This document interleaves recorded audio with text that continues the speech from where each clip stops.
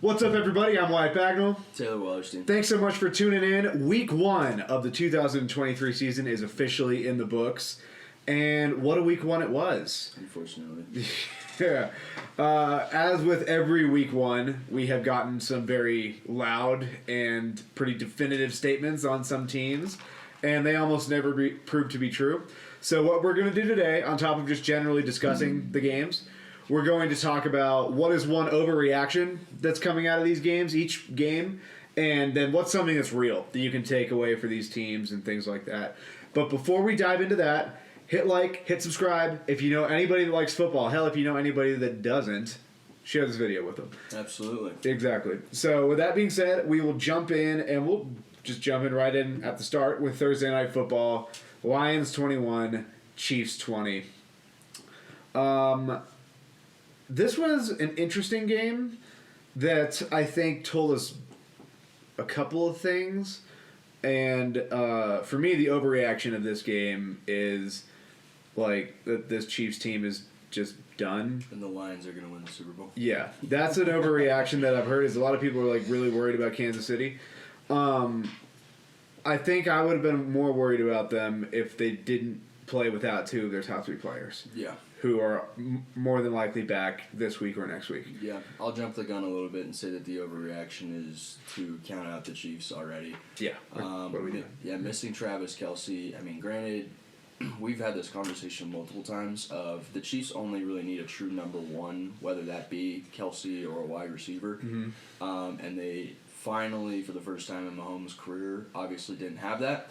And if Kadarius Toney could just catch one ball, we're having a very different conversation about this game. So yeah, the overreaction I would say, in my opinion, is, I mean, there's 2. Obviously, the Lions are good for them for obviously coming in and fighting strong, but they did not look like a Super Bowl contender in this game. There were a lot of miscues, a lot of mistakes made, which typically against Mahomes you're not going to win with. That needs to be noted that the Lions are one of the teams that Jared Goff did not see a single snap in the preseason. Yes, and so they're one of those teams. Yeah. And Russ is, we'll talk about that later with a couple of teams. There's a couple teams that applies to.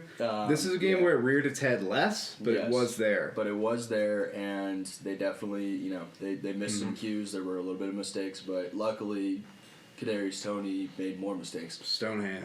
Absolutely. So I would say that the 2 overreactions are that the Lions are all of a sudden a Super Bowl contender. They are very good, and they competed with a good Chiefs team that still has Patrick Mahomes and Andy Reid. Yeah, and they did win. And they did win. But also I'd say that the Chiefs season is in jeopardy already. I mean, Chris Jones just signed a 1-year deal to end the holdout, so he'll be back. And you've also got Travis Kelce coming back potentially this week, if his knee swelling is down. I don't know. I haven't heard much about that. I still think he's day-to-day.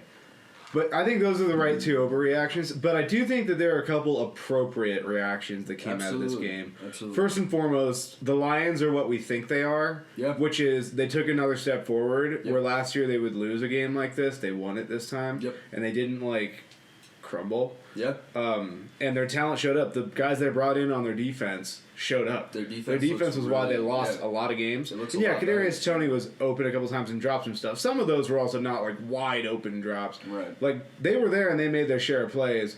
And I do think from Kansas City, we did see that there is a line to how much you can take away. Chris Jones not being there was obviously a problem, but I don't think their defense will ever be the thing that undoes them because it's never been the thing that made them. They cannot lose Kelce. Because without it, they just don't have the horses. I also think this will take a little bit more time. I do not love those 2 offensive tackles in Kansas City. When they replaced Orlando Brown with Donovan Smith, and then on the other side, Jawan Taylor. I think that was the way that the stuff they let him get away with might not have made it look bad, but Aiden Hutchinson still hunted on that side, even with him lining up way back and starting early. The announcers called him a slot receiver, and I cracked It was hilarious. up. Jawan Taylor lining up at slot receiver. He was so far back, it was ridiculous. I've never seen a right tackle look so scared. No, me neither. And, I mean, you could have called maybe 10, 15 false starts on the guy. Yeah.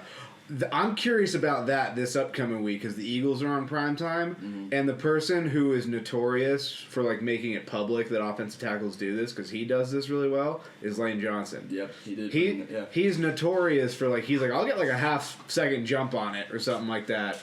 Like he'll start a little bit early, and I wouldn't be shocked if the league now, after getting roasted for a couple days, will be like absolutely not. Yeah, they might like, make. You guys get enough help. They might make him the whipping boy of this new, they're not going to let this slide anymore kind of thing. But I think the things that were accurate to learn is the Lions are improved, and I think that they are a tier below true Super Bowl contenders, but I think they're a playoff team. Yeah. I think Kansas City, listen, they hung tough for a team that didn't have some good players, but we learned what their limit of what they can lose is probably, because it's been long speculated about the weapons they have now. Yeah. And I think that we finally found, like, okay, they need Kelsey to be like dangerous. They were still competent, like scoring 20 points and having a chance to potentially win. Yeah, scoring 20 points, losing by 1 in week 1.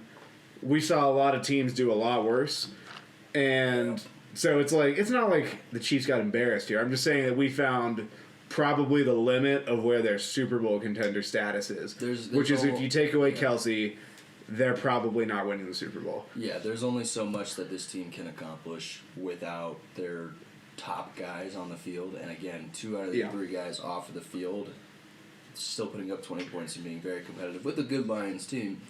Weird to say. Yeah. That's a new one for us. But we're all getting used to it.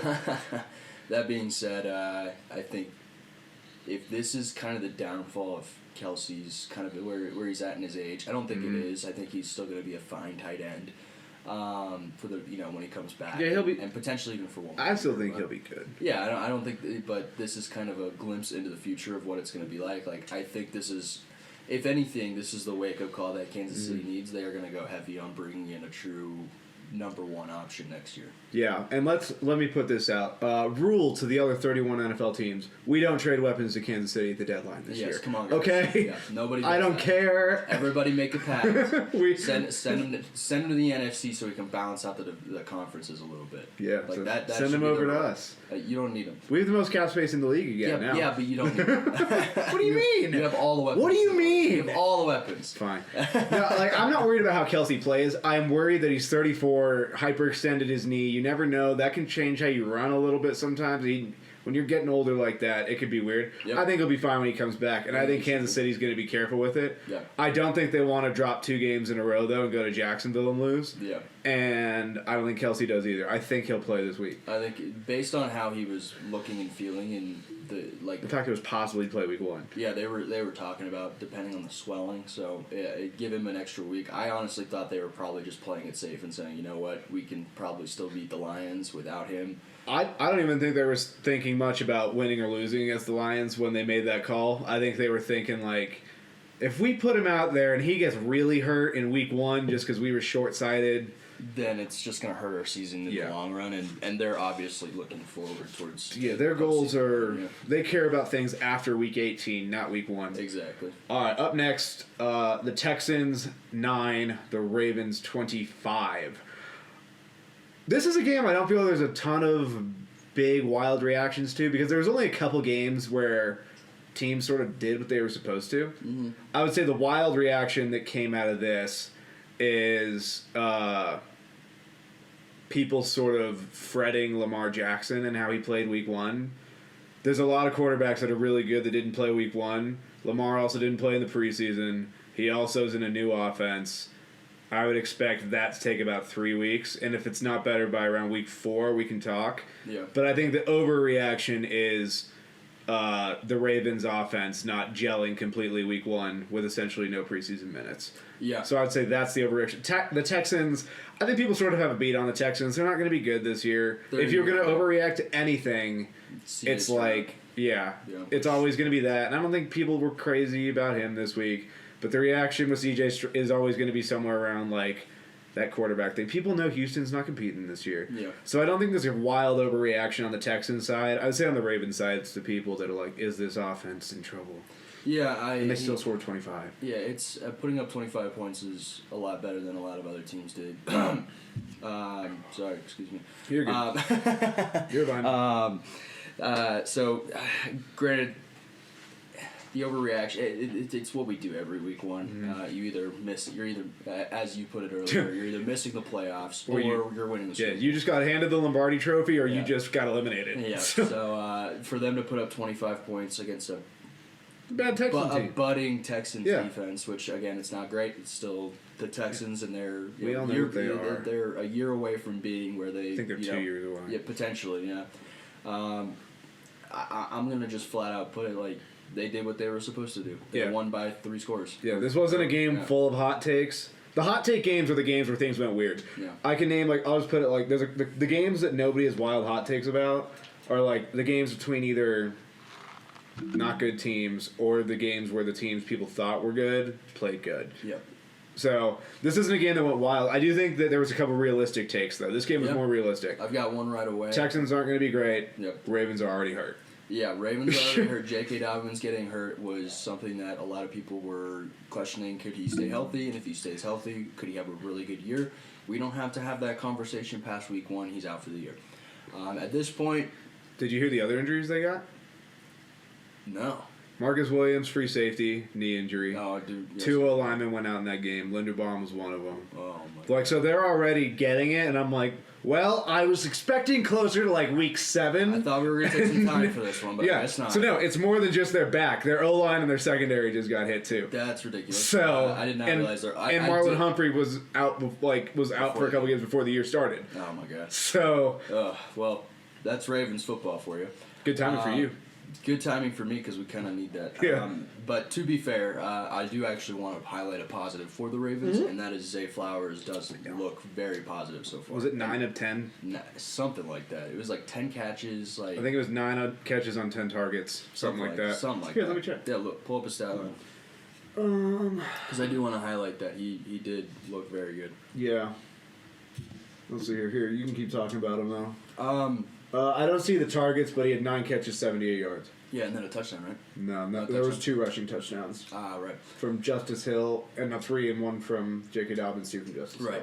Right. So their run game looked decent, but they're already losing dudes. Their receiving game was the thing that people talked about, but it was more efficient than you think. It just wasn't huge yards. Yeah, and again, it's only week 1, and they're these guys are getting situated and they're figuring out their passing offense. It is a new offense, so I wouldn't, I'm a Bengals fan obviously, and I wouldn't even start counting them out yet on the wide receivers and everything. No. Yeah, Lamar looked a little bit off, but he always looks off.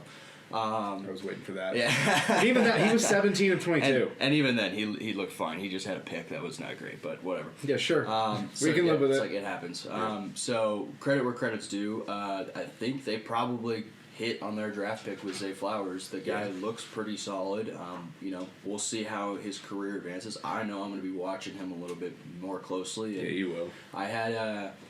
I thought he would be a good wide receiver. Obviously, going to Baltimore has not been great for wide receivers in the past 5-6 years because of their run tendency offense. So this could be the wide receiver they're looking for to really step up that part of their offense. Especially bringing in a new coordinator, I think their goal was they don't want to be as run heavy. Absolutely. So I think they've got a guy who they can throw the ball to. He looked consistent. Not to mention Mark Andrews will be back soon. That's another weapon in their pass game and their run game. So that game I felt was honestly pretty well gauged though by people. It's it sort of went how it was supposed to. Yeah, Houston hung around for a little bit and then the Ravens separated. And then got hurt at the same time. Yeah, it was classic. Classic Ravens, but and then for the Texans, it's just get ready for. Hopefully, you just see something positive in C.J. Stroud this year. Here are the goals for the Texans in my eyes. Who are the players that we're keeping around, and who are the ones that we still need to cycle out? Yep. We know C.J. Stroud will probably be there at least 3 to 4 years. Yep. I think Will Anderson is a piece that will stay. Stingley's somebody to watch. I suspect he'll take a step forward, but I do like corner's a tough position to take a step forward on when you don't have a good defense in general. Yep. But that's okay. But the Texans, I think the goal this year is really okay, who are the guys that we're going to have sticking around, and who are the dudes that still need to be replaced? Absolutely. Up next, the Carolina Panthers got beat in Atlanta by the Falcons 24-10. This game basically went how I said it would, which is I think down the line this game will be tougher, but Bryce Young had to find out the limits of what he could do, and Jesse Bates was happy to show him. Yeah. Jesse Bates picked him twice. Yep. The Falcons scored a lot of points off turnovers, I think, was also a big part of it. Yeah. So this was a game where nothing egregious happened, but it was the kid's first start. Yep. And the Falcons made enough improvements to their defense that they were able to capitalize on it. Yeah. Even though Hayden Hurst still got me a touchdown in fantasy. So, yeah. I will point out the rushing attack for the Falcons is even deadlier than it was last year. The fact that they have both Bijan and Tyler, and they're using Tyler Algier. Yeah. In kind of a very nasty 1-2 is really good offensive game planning when you have a great running back who proved himself last year. Those poor receivers, though. Well, I'll get there, believe me. Poor guys. Yeah, I'm not even going to call out. I'm not even going to call out an overreaction. I'll get there. Here, actually, we didn't actually do that. Yeah, what was an overreaction? I'm going to lean on the same way with the Texans. Yep. Anybody who's going to be overreacting to Bryce Young after his first game, that's an overreaction. Mm-hmm. And also anybody overreacting to the Falcons' defense, potentially, that's also probably an overreaction. Yep. They might be better, but picking on a rookie quarterback isn't the type of thing that should get you talked about. It's a great week 1 start to get this new defense Exactly. going. I would say the big overreaction from this game is anybody that's like, is Bryce Young ready for the moment? Right. Look, we knew what this Panthers team was. There's a reason why they traded up to the first overall pick and then completely loaded up on journeyman talent so that it wasn't as bad as it seemed. There was a lot of talk right when they made that pick of, holy shit, Bryce Young's coming onto one of the worst rosters in the NFL, and they brought in enough pieces that people were like, it's the 28th best roster in the NFL, maybe. So, credit where credit's due. I do like Adam Thielen. I do like Miles Sanders. I do like Hayden Hurst. So it's not the worst roster. It's not the Cardinals. It's a lot of number 2s and 3s. Yeah, exactly. We're missing a lot of we're missing a DJ Moore type. Talent. Yeah, exactly. Crazy how that works, but no, it's all right. That being said, I will say that I think, in the same way that we've talked about it earlier, I do think that the Panthers will steadily get better and better, throughout the course of the year. The overreaction, I would also say, is that I agree with you that the Falcons' defense is legit. Yeah, they feasted on a young guy who has no NFL experience, which is what a good defense is supposed to do.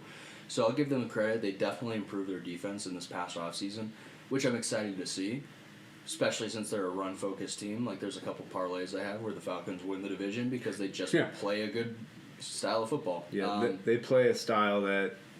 And they're talented enough that if Ritter just doesn't sink the ship, their division's pretty weak. Yeah. So and to take that and transition into genuine takeaways. Yeah. I would say that Ritter is going to be one of the safer quarterbacks in the league this year.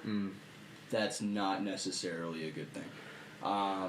You have premier talent at wide receiver and tight end that just doesn't get used. The Panthers would fucking love right now. Yeah.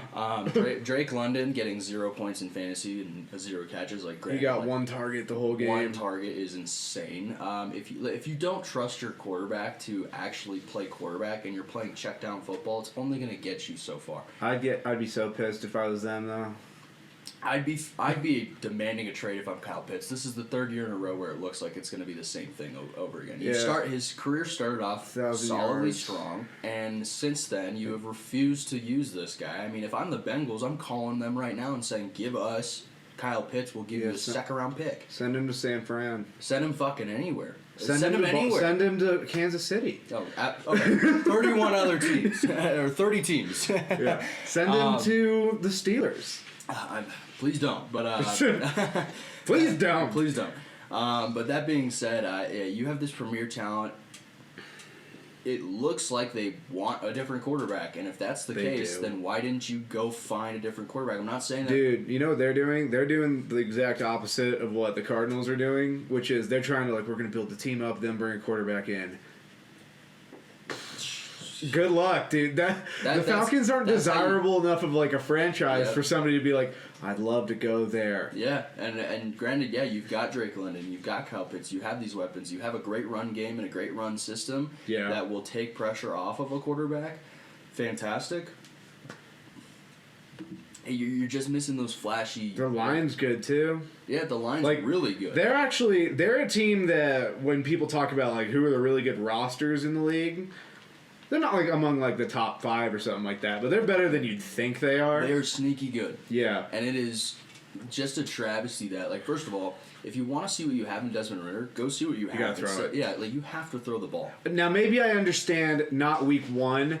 for the purpose of you're not in a division that's particularly great, and this was a division game. Sure. So if maybe this isn't the game I want to quote unquote experiment with him in. Fair. Like maybe I don't know, snag the division games. But well, then, I don't know, man. I'd be like lob one up, dude. Here's my counter to that is this is one of the weaker teams in the division defensively. Yeah, they have Von Bell, and they have a couple of... Yeah, Brian Burns. Brian Burns looked great. Yeah, and Brian Burns is going to look great. Like, let's be honest. He's a great football player. That dude's playing for a contract right now. Absolutely, he is. And he's going to get it from someone. Yeah. Come to San Francisco. That's what... Oh, God, I would hate that, because then... Why? Because we're not winning the Super Bowl, if that's the case, but... Yeah, exactly. Like, Burns, Bosa, Hargrave, Armstead, let's roll! That's nasty. Warner, Greenlaw, run! But, I mean, like, look... First of all, this is a team that, you know, make a couple mistakes in the first half, you can win that football game still with a solid run game and with a rookie making rookie mistakes. I get the feeling the Panthers are going to be a team you don't want to fall behind to because they're going to be able to run and like bleed the clock. I think if you get up on them, they're screwed. Yeah, that would be my suspicion. And you're up at this point of the game. Why are you not throwing it? It just drives me insane. But a realistic take for Carolina. There were moments in there that were pretty decent. Sure. No panic is necessary here. No. Like, that team is also not completely depraved or, like, talent deprived. Right. I just think that that's a game where this is a rookie's first game. Nobody needs to be freaking out. The Panthers' O-line was a little leaky, but, well, really, the right tackle spot was leaky. Yeah. But overall... I don't know. This game, like I said, this game was sort of like chalk to me. I sort of like, all right, I pencil that one in. I feel pretty safe that Atlanta gets them the first time they play. For sure. And that's basically what happened. Bryce Young's inexperience showed. Cool. Yeah. But I do think the kid has talent, and there's no reason to be panicking. I am suspecting that this division is going to ultimately come down, because I've thought about this division a couple times. This division's weird to me. Of course. I think Carolina could fall into a hole early and surge back, maybe. But I think this division is likely to come down to Atlanta and New Orleans. That's how I have it going. We'll see which one. And knowing, because we said that, Tampa Bay is going to win it. But it's like... Yeah, Tampa Bay, we'll talk about it. Yeah, we'll get to them. But overall, not a bad game, not a crazy game. Sort of this was one of the few games was like, okay, made sense. Yep. Agreed. Up next... You want to cover your eyes for this one? Unfortunately, yeah. All right. The Cincinnati Bengals, 3. The Cleveland Browns, what is that? Oh, yeah, 24. That was on purpose. It's on purpose. Okay. So, I'll go ahead and say my two because I know you like to rant a little on these things. I don't have a rant in me this time. Okay, fair enough. Well, okay. Believe it or not. I'll start here. Here's the thing that is going to be said too much about for either team. For the Bengals, the demise of the Bengals offense is going to be overstated. Yep. For the Browns, the thing that's overstated is, like, the surge in their offense. I think their offense is going to be good. I just don't think... I think that we need to... Whenever a team jumps a Super Bowl contender early, we tend to get things a little out of proportion. Yep. Here are the things that are realistic for each team. The defensive linemen the Browns brought in, that worked. Yep. So their pass rush, and as a result, their defense on the whole is better. Yep. And the thing I'd say is realistic for the Bengals is their offensive line is good, not great, and overall they still struggle with really physical teams. Yep. Like the hard-nosed... The teams like Kansas City, Buffalo, the air-it-out teams, Cincinnati's really good with. The punch-you-in-the-mouth teams, Cincinnati still has not found their counterpunch. Yep. And they're still bad early in the year, but we said that anyways. That's why I predicted the Browns won this game. It's perfectly acceptable. Yep. And to you... Yeah. He's been getting shit for days now. It's been rough. Even Lynn at work came up to me and goes, "What happened to the Bengals?" I'm like, "You? Thanks, Lynn." People? I was like, "Come on." I know. So, anyways, that being said, I think you're absolutely right in both assets. The overreaction is that obviously the Browns are a Super Bowl contender team because they came in and beat the Bengals and made us look silly. which is true. They did make us look silly, and that's something that I have to own up and live to. Yeah. I'd say the overreaction as well is that, of course, the first game that Joe Burrow comes in for after being the highest paid NFL player in history is 83 yards, first career game under 100 passing yards. It was Nothing ugly. worked. I mean, every single time that ball was up in the air, it could have been the most accurate pass in the world. The Browns defense defended it well. So, credit where credit's due. The Elves gotcha. They did. We lost to a bunch of elves, which I'm going to stick to that. I like that a lot. And come on, it's not wrong. I mean, when you change your logo to the midfield and it's the elf. Myles Garrett's the biggest fucking elf I've ever seen. True. Him and Nick Chubb don't count. They're not elves. They're not elves, but everybody else is an elf. But what I will say, another takeaway that actually I'm firm I'm not being biased on, is Deshaun Watson did not look good. This is now his first full offseason with the team. He's had the warm-up in last season. He missed throws, did not look complete, made mistakes, threw an ugly interception to Dax Hill. Granted, is this a situation where let's get a little bit more acquainted with the offense? Sure, possibly. He did the same thing your guy did. No real preseason reps other than a couple. Yeah. And then also, the thing that we've not acknowledged yet, it rained like a motherfucker in that game. That is true. So I'll give it Deshaun Watson and Joe Burrow that caveat. It is tougher to throw in that weather, but we saw other guys do it. I will not. First of all, because Joe Burrow was accurate as hell in that rain. Yeah, there were some miscues and there were some awful moments, and there were, definitely week one, did not have a full offseason again for Joe Burrow. I don't think he ever will. I guess not. He's just going to take the offseason off every year. Well, it is the offseason. So that means our week one is going to suck every year. But, hey, we come back from week one sucking the last 2 years. So the overreaction last year sucked a lot more. Last year felt worse, I think. Because there was optimism. We were in that game too. And we should, and even with the mistakes we made, we could have won that game. This one, it was just gone. We made mistakes, lost the game early.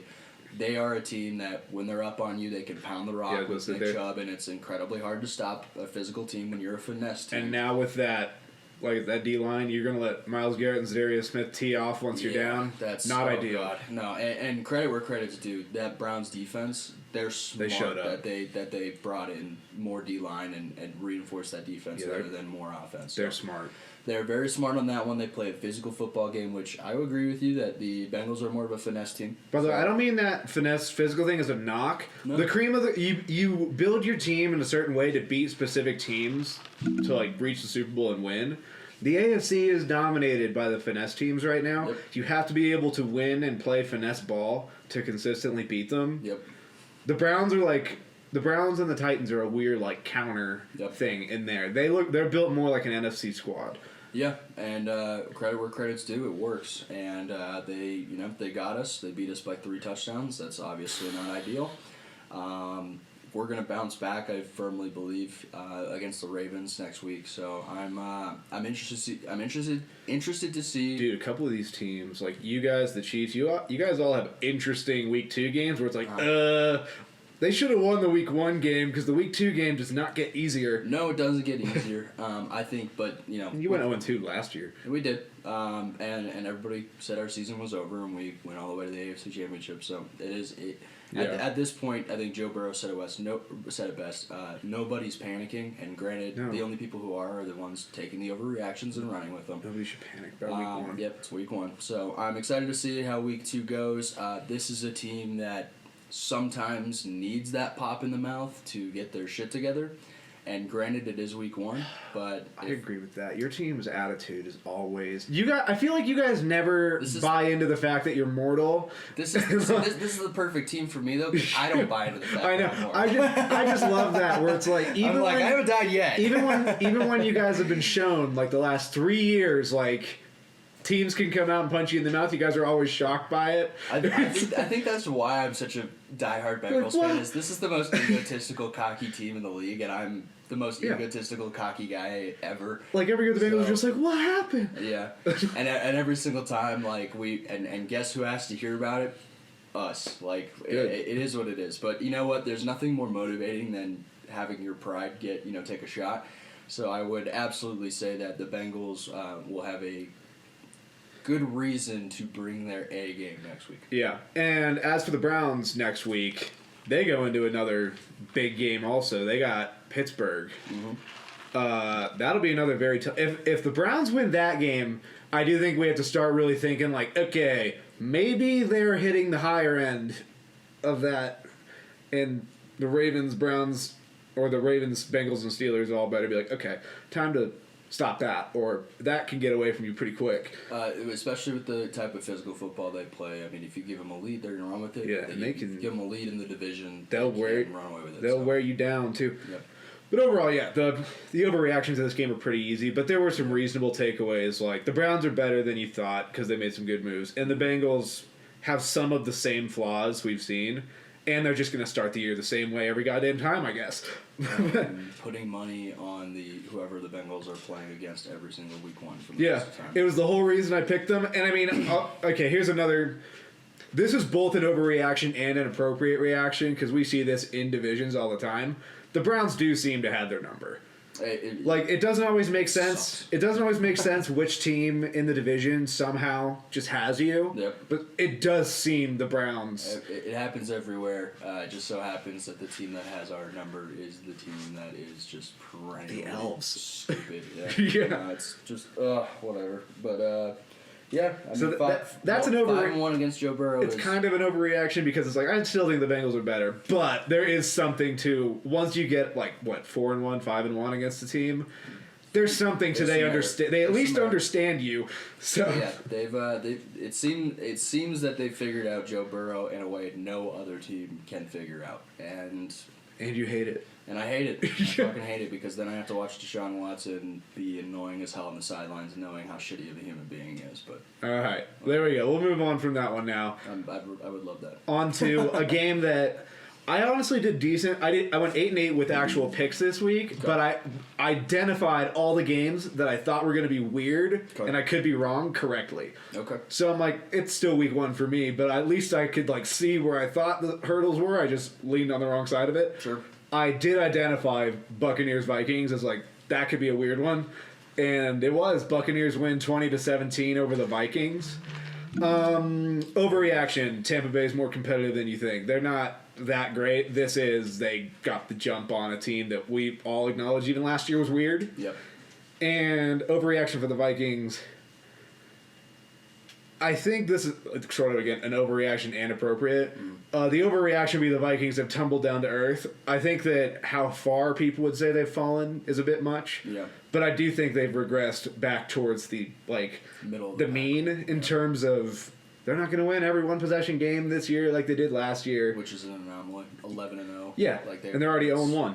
Yeah, so I think that the Vikings' reactions are both appropriate and inappropriate because of just the level to which people are saying it's happened. Yep.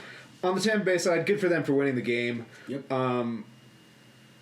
The Vikings defense is not meant to be great, and they still held you to 20. And the Vikings offense is better than 17 points a game. They were just out of sync, other than Justin Jefferson. Makes sense. Yeah, but overall, this was a game that I don't know. I don't really put too much into who won and who lost here. I still feel the same way about both the teams, and I pegged it right that this was going to be a weird one. Yep. Because the Vikings only play weird games. Yep. I just leaned on the wrong side of it. But overall, I mean, I don't think Baker Mayfield's going to be this grind it out. They win more than you. And if he is, the Bucs ownership's going to be like, get him out now. They're going to be pissed. Yeah. They'll probably Andy Dalton him on his birthday. Yeah, exactly. But overreactions. Tampa Bay is feisty and good. They might not be pushovers, but they're not somebody that's likely to beat a lot of people. Yep. Overreaction. Vikings are completely falling down. Their offense isn't working. Yada yada yada. Appropriate reaction. Vikings. They regressed a bit, but I'm not even sure it's regression so much as they just got every break last year. Yeah. And now it's going to just be more normal. Yeah. Then appropriate reaction for Tampa. I think they have spirit, but I don't think they're going to be that great. Their defense looked really good. Their defense usually is highly inconsistent, and I don't think they're going to hit the high end of their defense every week. Yeah. Other than Levante David. I love you, Levante David. He's pretty good. Underrated linebacker of his era. Oh, 100%. Credit where credit's due. Buccaneers did get away with a win. I like that. I like how you put it. They're spirited. They're a feisty team. So they're not going to go down, lying down every single week, which I think is kind of the mentality of Baker Mayfield in general. So he kind of embodies that team very well. The team is talented in certain aspects. Yeah, they've got holes, but a lot of rosters do. I think every roster has holes. Yep. So I think the Buccaneers do have a couple more holes than they need to be successful, and Baker Mayfield is a question mark. And again, if he ends up being good, I think that's actually the opposite of what ownership wants. That's the funny thing. There are people that are like, oh, they have heart, they're fighting. Is that good for Tampa Bay? In the long run, yes. Yeah. Like, is it good for their fans for one season? Absolutely. Is it good for Is it good for the future of this franchise? Absolutely not. So credit where credit's due. They did pull away with a win against a weird Vikings team, which is what the Vikings do. I think everybody kind of knew that the Vikings were going to fall off just a little bit because, mass exodus of their defense. Was anybody talking about the Vikings last year? What were they, 13-4? 13 I think so. 13-4, something like that. There was not one person in the league like, yeah, it's a bona fide 13-4 squad. Yeah. This is more what they are. Yeah, exactly. I think they're a very talented team, and I love the Jordan Addison pick, and he did show some flashes. Did he get a touchdown? Yep. He did show some flashes in what you're looking for in a rookie wide receiver, especially with a pair to Justin Jefferson. Mm-hmm. So I think the offense is definitely going to steadily improve. That defense is going to be a problem, which I think everybody kind of knew. Yeah. So the Vikings losing this game doesn't surprise me, nor do I think it's a massive hit the panic button. It will be the NFC North will be interesting with the Lions and the Packers. I don't think it's going to be interesting. I think it'll be interesting to see where three of these teams go. I am firmly in the belief. We'll talk about them later, but we will. I already know which team you're referring to here. Yeah. I still feel very strongly about the order of the four teams. This weekend didn't switch it for me. That's perfectly fine. I raised my eyebrow. It is week one. Let's. There was only be the title of. There was only one out. It is week one. It is week one. The Vikings, to me, every team says they do this, but I think the Vikings are actually doing it. This is what a competitive rebuild looks like. Yes, where they're not bad, but they are rebuilding entirely one half of the ball. Yeah, that defense is getting completely rebuilt. Absolutely. So I think this is the closest to a team actually trying to compete and rebuild at the same time. Yeah, and I think it's a smart enough franchise that so far they have made the right decisions to still be competitive. They're an underrated franchise. They are, and it's because of some playoff failures back in the day. Yeah. Like, I think that it's like I saw this stat where they were going through like the win percentages of the NFC since like the 60s. Mm-hmm. The Vikings are like third. They're very good. I was shocked by that. I was like, oh, holy shit. They're good. They just can't get it done. No, they just never closed it. Yeah. But so, I think the Vikings. I think I was literally going to say the same thing. They're in a rebuild, but they are as competitive as they can be in this process, and they're not going to be a team that needs to strip down to the studs because they do have a lot of great pieces. Yeah, they're strictly just look. You've got a quarterback who's a veteran, who's older. You don't really need to replace him. Their weapons are already great. Their weapons are fantastic. I'm not really against Alexander Madison, but no. But if you're gonna have a weakness at an offensive skill position, you pick the right one. I'd rather be running back and let Dalvin Cook walk. So they made a good call there, not paying Dalvin Cook. Their defense, they need to rebuild their defense, but I think that's something that they have historically either had a good defense or have been rebuilding their defense. So I feel like they'll be good again eventually.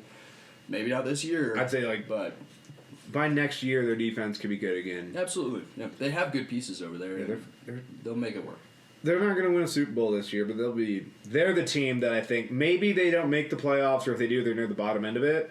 They're the team that will spoil your year if you look by them now. Absolutely. Up next, speaking of a game that I would rather look by, the Cardinals 16, the Commanders 20. How exciting. R.I.P. to the people in Arizona and Washington, where this was the local game on. Okay. I'd hate to root for either one of those teams. Overreaction. I don't know. This is a game I don't think anybody has any reaction to. Overreaction, I guess. The Cardinals almost won. Yeah. I mean, yeah. This might have been the most competitive we're going to see the Cardinals. Yeah, I don't think they'll win a game somewhere this year. Yeah. I thought this was another game where I was like, this could be weird because of the week 1 thing. Yep. And it was closer than it should have been. So I guess the overreaction would be is Washington closer to the Cardinals than they are to, like, wild card teams. Because I think they're closer to a wild card team than they are to the top of the draft. Did not play like it. No. So that's why I'm going to say that could be the overreaction. Granted, it is week 1. Yeah, we just need like a bumper sticker. Yeah, just post it right there. It is week 1. It is week 1. I'd say that's probably the overreaction, and overreaction to the Cardinals, I guess, is that they're able to keep it close. Like, I think the appropriate reaction is it is week 1, and these two teams both looked. One overperformed, one underperformed. Yeah, and they still only scored 16 and 20. And it was still one of the ugliest football games of the year. Yeah, I don't know, man. I mean, the Cardinals are playing like Josh Dobbs or Clayton Tune. It's like, what are we... There's nothing to react to. We know what the Cardinals' game is this year. My favorite part is that they came and they're like, it is not in the plans at all to sit Kyler all year. And I was like... Yes, it is. I was like... Every time the Cardinals come out and say something, it means the opposite. That's like how every team is like, we have no intention to trade this guy, and 3 days later, update, traded. Well, like the Cardinals are famous for Josh is our guy, and then Rosen, yeah. and so it's maybe they should have brought him back for the year. Maybe I mean, it probably would have helped them lose. Honestly, quicker, but would have been a hilarious story. That would be awesome. That he comes in to start over Kyler while Kyler's hurt. So yeah. Now I wish I could have seen that. Every single time the Cardinals come out and say what their plans are for the year, it basically is opposite day. I don't think we see Kyler at all this year. This team is genuinely this bad. I think they're in the process of a massive rebuild. They probably want Caleb Williams. That's the whole conversation. I'm telling you right now, I'm going to laugh so hard if he says he's going back to school if they have the first overall pick. I would fucking think that's... By the way, I would love it too. I don't feel like seeing the Cardinals get him. Not because I think he's going to be great, but I just don't love that you can just be so obviously tanking and then get what you want. And still get what you want and then ruin him. Well, here's what's going to happen. They're going to win a game the very last week of the year and just mess it up. That'd be hilarious. No. But I don't know, man. I don't have much to say about this game. The Commanders, their defense looked fine. Their offense... Chase Young coming back will help them. Yeah, he missed first game with a neck thing. Yep. Sam Howell looked like a dude in his second start. Yep. So again, you sort of apply the same thing to him as you would the other young guys. Where he looked fine. Hasn't seen much. It wasn't. They won. Terrible. I don't think Terry McLaurin played. Or did he? I think he did. I know he was dealing with something. I think he's limited with that turf toe still. Yeah, I was gonna say I know he's dealing with something. Yeah, Let's see here. Jahan Dotson did get a. Yeah, McLaurin played 2 catches, 31 yards. Yep.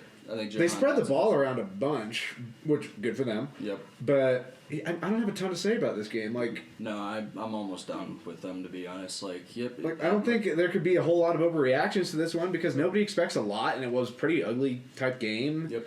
Cardinals hung around, but ultimately the Commanders won. The results what people expected. Maybe it was a couple points closer than people think, but I don't think anybody thought the Commanders are going to run away on a lot of people this year. No. So yeah. I mean, I think this is a game that... Good for the Commanders starting 1-0. Yeah, damn right. Good for you guys. Exactly. Arizona, congrats on... I mean, you guys are eliminated. But the tank is... the tank is tank's on. in full swing, baby. Yeah, exactly. We are on. Mission 1 accomplished. Exactly. This season for the Cardinals is just called Mission Possible. Yeah. You know, it's there. Any NFL team could do it if they want. Exactly. Okay, up next, 49ers go to Pittsburgh and win 30-7. I think most of the overreactions are on the Pittsburgh side. Sure. Not because I think the 49ers are going to beat everybody 30-7, but they were one of the only contenders that sort of looked how you thought they were going to. Yeah. Or they looked how they did at the end of last year. Good on Brock Purdy for coming back from a serious injury and looking good again. Good. Yeah, he's in my opinion, I genuinely think he's one of the more interesting quarterbacks in the league. Yeah. I love watching him play because mostly just because of the story. Let's be honest. And he's fun to watch, though. No, 7th round guy, and he looks this good on an NFL roster. Not just a 7th round man. The last pick in the draft. Excuse me. I've said going into this year, my official Super Bowl prediction is Niners Bengals because I so badly want number 1 pick versus Mr. Irrelevant. That's a great story. And you know what the storybook ending is? I'm not going to say it to you, but I'm just saying what it is. Obviously, if that's a Super Bowl matchup, you and I will pick our teams to win it. Of course. But It's such a great matchup. Like, the storyline is great. Joe Burrow to get one. Yeah, I need my guys to get one. You'll get one later. No, You're consistently good. I just need Joe Burrow You're not? to take advantage of. No. This is the first time we've been good in forever. Like, bastard. But overall, I don't think there's a lot of overreactions on the 49ers. Because basically, here's what a lot of people say. I really their like offense looked good. Their defense looked good also. It's what people thought. I really like watching the 49ers. They're a fun football team to watch. So I don't think there was a ton of overreactions to the 49ers. Because there were 5 Super Bowl contenders, or thought 5 Super Bowl contenders going into the year. Of the 5, they're the only one that looked it. Yep. Which, and I'm not saying that as like the 49ers are better, but I'm saying in week 1, they're the one that came out and, of those 5 teams, are the only one that would get an A on the report card. Sure. Yeah, I do think for the Steelers, I think a lot more on the Steelers side. Yes. And like I said, I don't want to sound that because it sounds like I'm being a homer for my team here. Sure. Like they're just the one team where I'm just like, I don't know, man. That's sort of how people thought it could go. Like that was in the cards. The Steelers, though, I think the overreaction is that the Steelers are just like, oh, maybe they're not good. Yeah. I mean, this was one of the couple games this weekend where you look at both the teams in that game and you're like, ooh, you probably don't want to draw either of those to start the year. Yep. And one of them just jumped the other one. Yeah. I look. It's Kenny Pickett's beginning of the second year for him. This is. Still Matt Canada? I was about to say, my realistic thing for this is they are going to need a new offensive coordinator. They needed one last year. Because, granted, everybody's going to get the caveat, the 49ers defense. True. The 49ers defense is really good.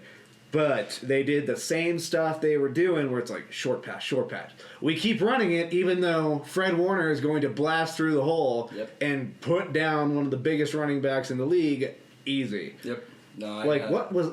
They did a whole bunch of shit that they've been doing, and you're doing it against a defense that's going to make it look bad. Absolutely. They had one good drive the whole damn game. It's like, okay, cool. Yep. But they got in the red zone. My other fantasy team they got in the red zone 2 times in the entire game. One, they scored a touchdown. One, they got a turnover on downs. Yep. But they didn't throw it, like, anywhere. There's this big conversation about George Pickens' second-year jump. Kenny Pickett, year 2. Jump. What can he do? And you're not even giving him the opportunity. It's the same thing we're talking about with the Falcons. It's why are we going to try and bring in these weapons if we're just not going to use them? If we're throwing everything within 5 yards. No, it's ridiculous to me. I mean, that's not what the NFL is at. I remember seeing 2 highlights in the entire game of Kenny Pickett throwing the ball deep. It was the 2 interceptions for the 49ers. And Fred Warner dropped the third one. Yep. He flew around that game. But the first one, Charvarius Ward just jumps up right over Deontay Johnson. The second one, did they not watch that Cowboys game? They threw it at a dude when Fred Warner's running down the seam. He knocks it up, and Hufanga takes it and runs. It's like, come on, guys. They don't attack the middle range very well. Nope. They run the ball when they're not able to run the ball. It's very obvious when they're trying to throw it deep because they are behind. Shout out to TJ Watt, though. He did the one thing that I was nervous about, which is our right tackle is new. Mm-hmm. Granted, it's the one spot I'm concerned about on our team, though I will admit you might not get a tougher test than TJ Watt. I was going to say, same thing with Jonah Hill, first right tackle start over in Cincinnati. Miles Garrett. Zadarius Smith. I mean, Miles Garrett clowned, I think, all 5 of those dudes at some point in the game. I mean, that viral clip. I don't want to talk about it. I really don't want to talk about it. Oh, my God. I'm gonna ignore what he did before that, and I'm gonna talk about what he did after he fucked around. He fucking rushed from the inside, juked the fuck out of our center, and completely obliterated Joe Burrow. Like, you know what? It's just mean. It was like, bro, he rushed from literally any point on the D line, and nobody could stop him. So, but I'm just saying this because I do want to point out it really was the one negative thing that happened for the 49ers is TJ Watt cooked. And that's TJ Which Watt. I can accept that TJ Watt cooked. It's TJ Watt. Yeah. If he didn't cook, the Steelers would be in more trouble. Exactly. But I like I said, I want to appear objective here. It wasn't all perfect or anything that game. TJ Watt did really well. Right tackle's a spot we've had question marks about.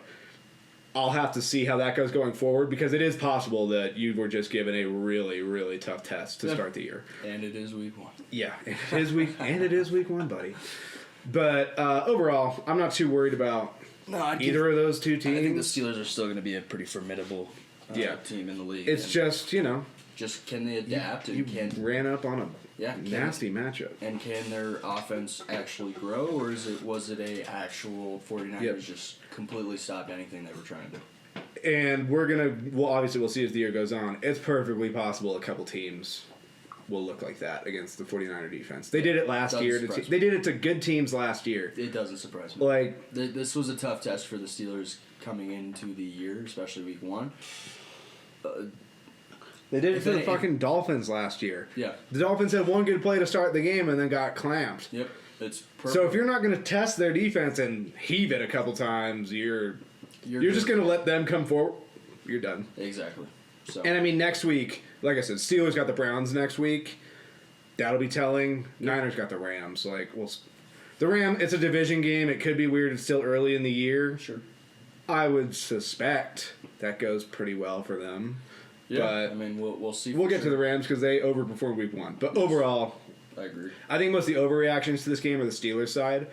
The reasonable reactions are San Fran's what we thought they were, and the Steelers might still just not have a good offensive scheme. Yep. And if that's true, they're going to get sunk by it. Jaguars 31 beating the Colts 21. Big takeaways from this game. I think any overreaction would probably be how long this game was close. Yeah. Because this game was really close with the lead changing a couple times. Yep. I'd say the overreactions are probably are the Jags not as good as we thought? And I don't want to say this is an overreaction because it's possible, but Anthony Richardson did look pretty good. I'll say any rookie quarterback, they're likely to be an overreaction. Sure. An overreaction would be that Anthony Richardson was completely ready. Everybody was wrong. I suspect there's going to be a lot of games where he looks ready. I suspect there's going to be a lot of games where he doesn't, and he is going to be inconsistent, and that is fine for a rookie year. Yep. I mean, overall, though, this game sort of ended how it should have. I'd be more concerned, if anything, about the Jags' defense giving up 21 points. But they still won, put up 31, so I don't know. I feel like any game involving the AFC or the NFC South is just generally overlooked. Yeah. Kind of hard to have that conversation. But I think that the overreactions would come from the Colts quarterback, and then the other overreaction could be if people are saying Jacksonville's legit when they beat the Colts. Yeah. That's another one that could come around. I'd say a realistic approach is the Jaguars the Jaguars were in trouble far too long in that game. There was a couple of moments where I was checking the scores and I was like, ooh. It's like no way they let the Colts beat them, especially after this whole talk of this is the team. They're year 3 for Trevor Lawrence. That now you've got Calvin Ridley. You have a true number 1 over there potentially, and you've got the entire wide receiver core is kind of shifted down one, which makes it a lot more lethal. Yeah. This is the best offense the Jaguars are supposed to be having in a long time, especially with Evan Ingram. Travis Etienne, take Bigsby. You've got a more well-rounded offense than the Jags have had, and they couldn't score points a little bit earlier in the game, but they figured it out, especially against the Colts defense. I expected that. I think, you kind of don't know what you're getting in Anthony Richardson from a Jags defense perspective. Yeah. So you kind of had to adapt a little bit because he obviously is talented athletically. That's why he went with the 4th overall pick. Mm-hmm. But yeah, I think it was kind of, Colts testing. I think this is what was interesting was the Colts were willing to test it. The Colts were willing to. I think they're more bought in on the idea that they're not going to be good this year. And no, then that's perfectly fine. But also, they were willing that fucking play with the Jags offense. Did you see that play where DeForest Buckner scored a touchdown on it? Dude comes around, hits Trevor Lawrence. It's a fumble. Jags running back picks it up, doesn't know it's a fumble, so he's just sort of holding it, and DeForest Buckner runs up and just grabs it and runs. Damn. That was so funny. It was like, whoa. Classic Jags mistake. Yeah. Head on a swivel, man. That was wild because he just picked up the ball and 4 Colts run up and just punch it out of him. Yeah. Oh my god, I missed that one. I was like, oh. I can't believe I did that. You would think of all the memes that have been going around on Twitter from these past couple of days of how week 1 went. Nobody cares about the AFC Nobody cares South. about that one, yeah. Interesting, to say the least. But I they will won't say... make that mistake again. Dougie P will beat their ass. Absolutely. Definitely interesting to see that the... Oh, so really, sorry. Technically, the Jags defense only gave up 14 points. True. Because of that. Sorry, True. I didn't think about it. Perfectly acceptable, but at the same time, for the Jags to be in a situation where they needed to actually turn on the gas a little bit and potentially go out and win that game, that game should have been locked up from the first snap. Yep. So I'm excited for week 2 for a lot of these games because a lot of these teams have a tougher test week 2. The Jags do, with Kansas City absolutely coming to Jacksonville. That'll be way more telling. Absolutely. But okay, moving on. Titans. They go to New Orleans and they lose to the Saints 15-16 in what is a fairly uninspiring game. Little AFC South, little NFC South, little AFC NFC South, dude. A little South on South crime. 2 of the bad divisions. Yeah, exactly. That's what. So tough to react to this game. Okay, overreactions to the Titans. Probably that they're only going to score 15 points in a game. They're better than that. Ryan Tannehill played an atrocious game. Yep. Overreaction to the Saints. Probably the same thing. I mean, their offense... The Saints should not have... Their offense isn't going to be as bad either. With the game Ryan Tannehill had, they should not have only won by 1 point. No. I think the appropriate reactions to these are... I think it's possible we see either Malik Willis or Will Levis or both at some point for the Titans this year if Tannehill doesn't clean that up. Yep. And for the Saints, I think there is... I think that offensive line, the way it played, Derek Carr is not the type to overcome things. Yep. Like, he will get you exactly to the level of the rest of your team. If he's not upright, though, he's not the type that's ever been able to overcome that type of stuff. That's why the Raiders struggled so often, is they never protected him. Yep. And their defense was never good. Mm-hmm. Saints' defense is good. The Titans' defense is good, too. But... I don't know, man. There was a couple dudes on that Saints O-line that were just turnstiles. Yeah.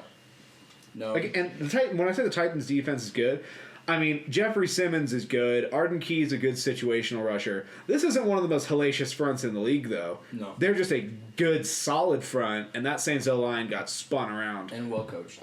Yeah. We've said this a million times, or I definitely have. The Titans punch out of their weight class. Absolutely.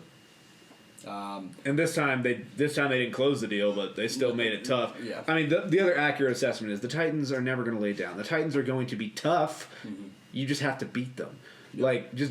They're not talented. They're tough. Yep. So just make a couple plays here and there, and you can put them down. Yep. And Lord help them. The Titans are another team. They are not built to come from behind. No. Oh, they're not. They're a lead early and sit on it. Which is why it's concerning that they were never behind big here. 15, 16, that's never 16 points. A 16-point deficit is not impossible for some teams.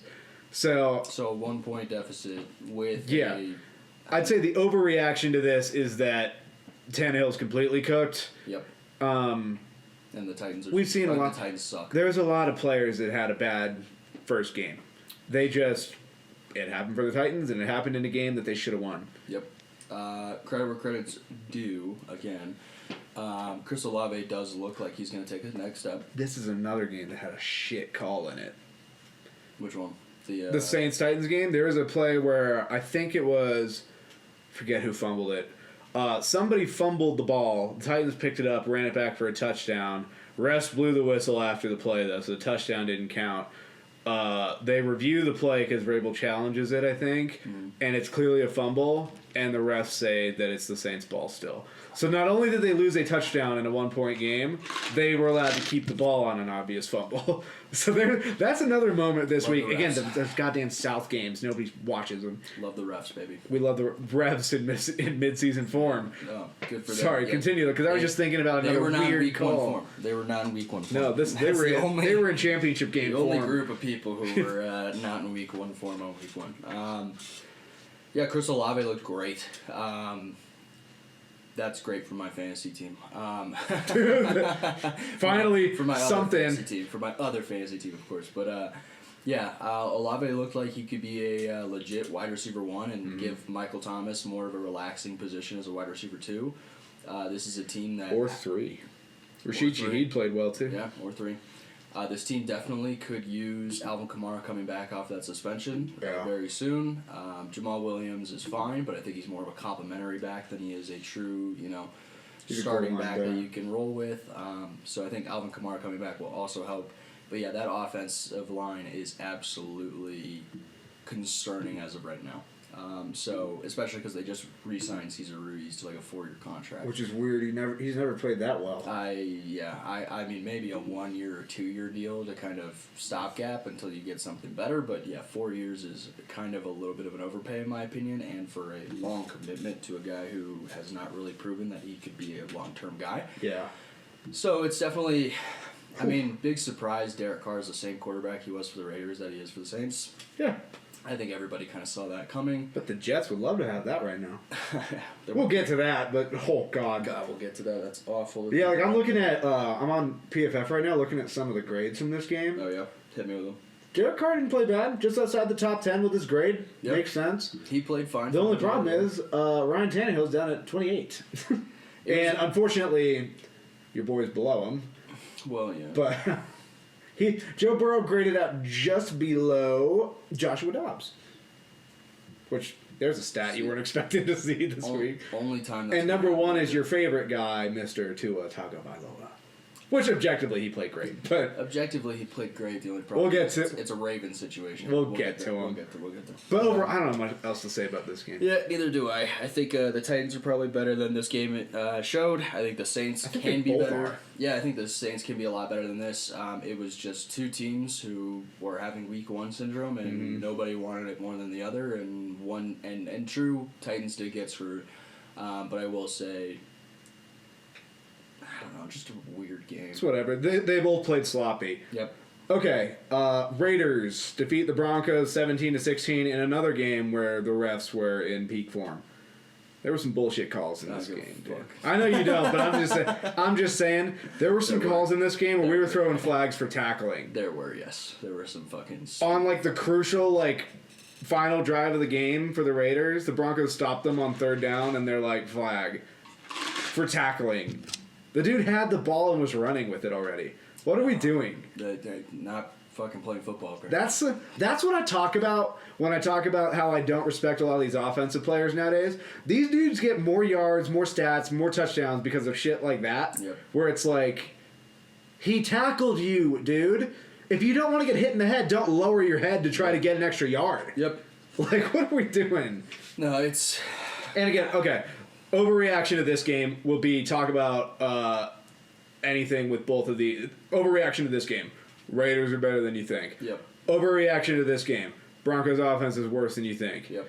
They had their moments where they actually look like a competent offense, but they had better than last year. They had drops. Yep. Jerry Jeudy's not in, and he's not a world beater or anything, but he is a good player that they would have liked to have had yesterday. Absolutely. And the overreaction will be that this game was Russell Wilson's fault because he actually played pretty good, and there were like 3 or 4 bad drops on crucial downs that ended drives for them.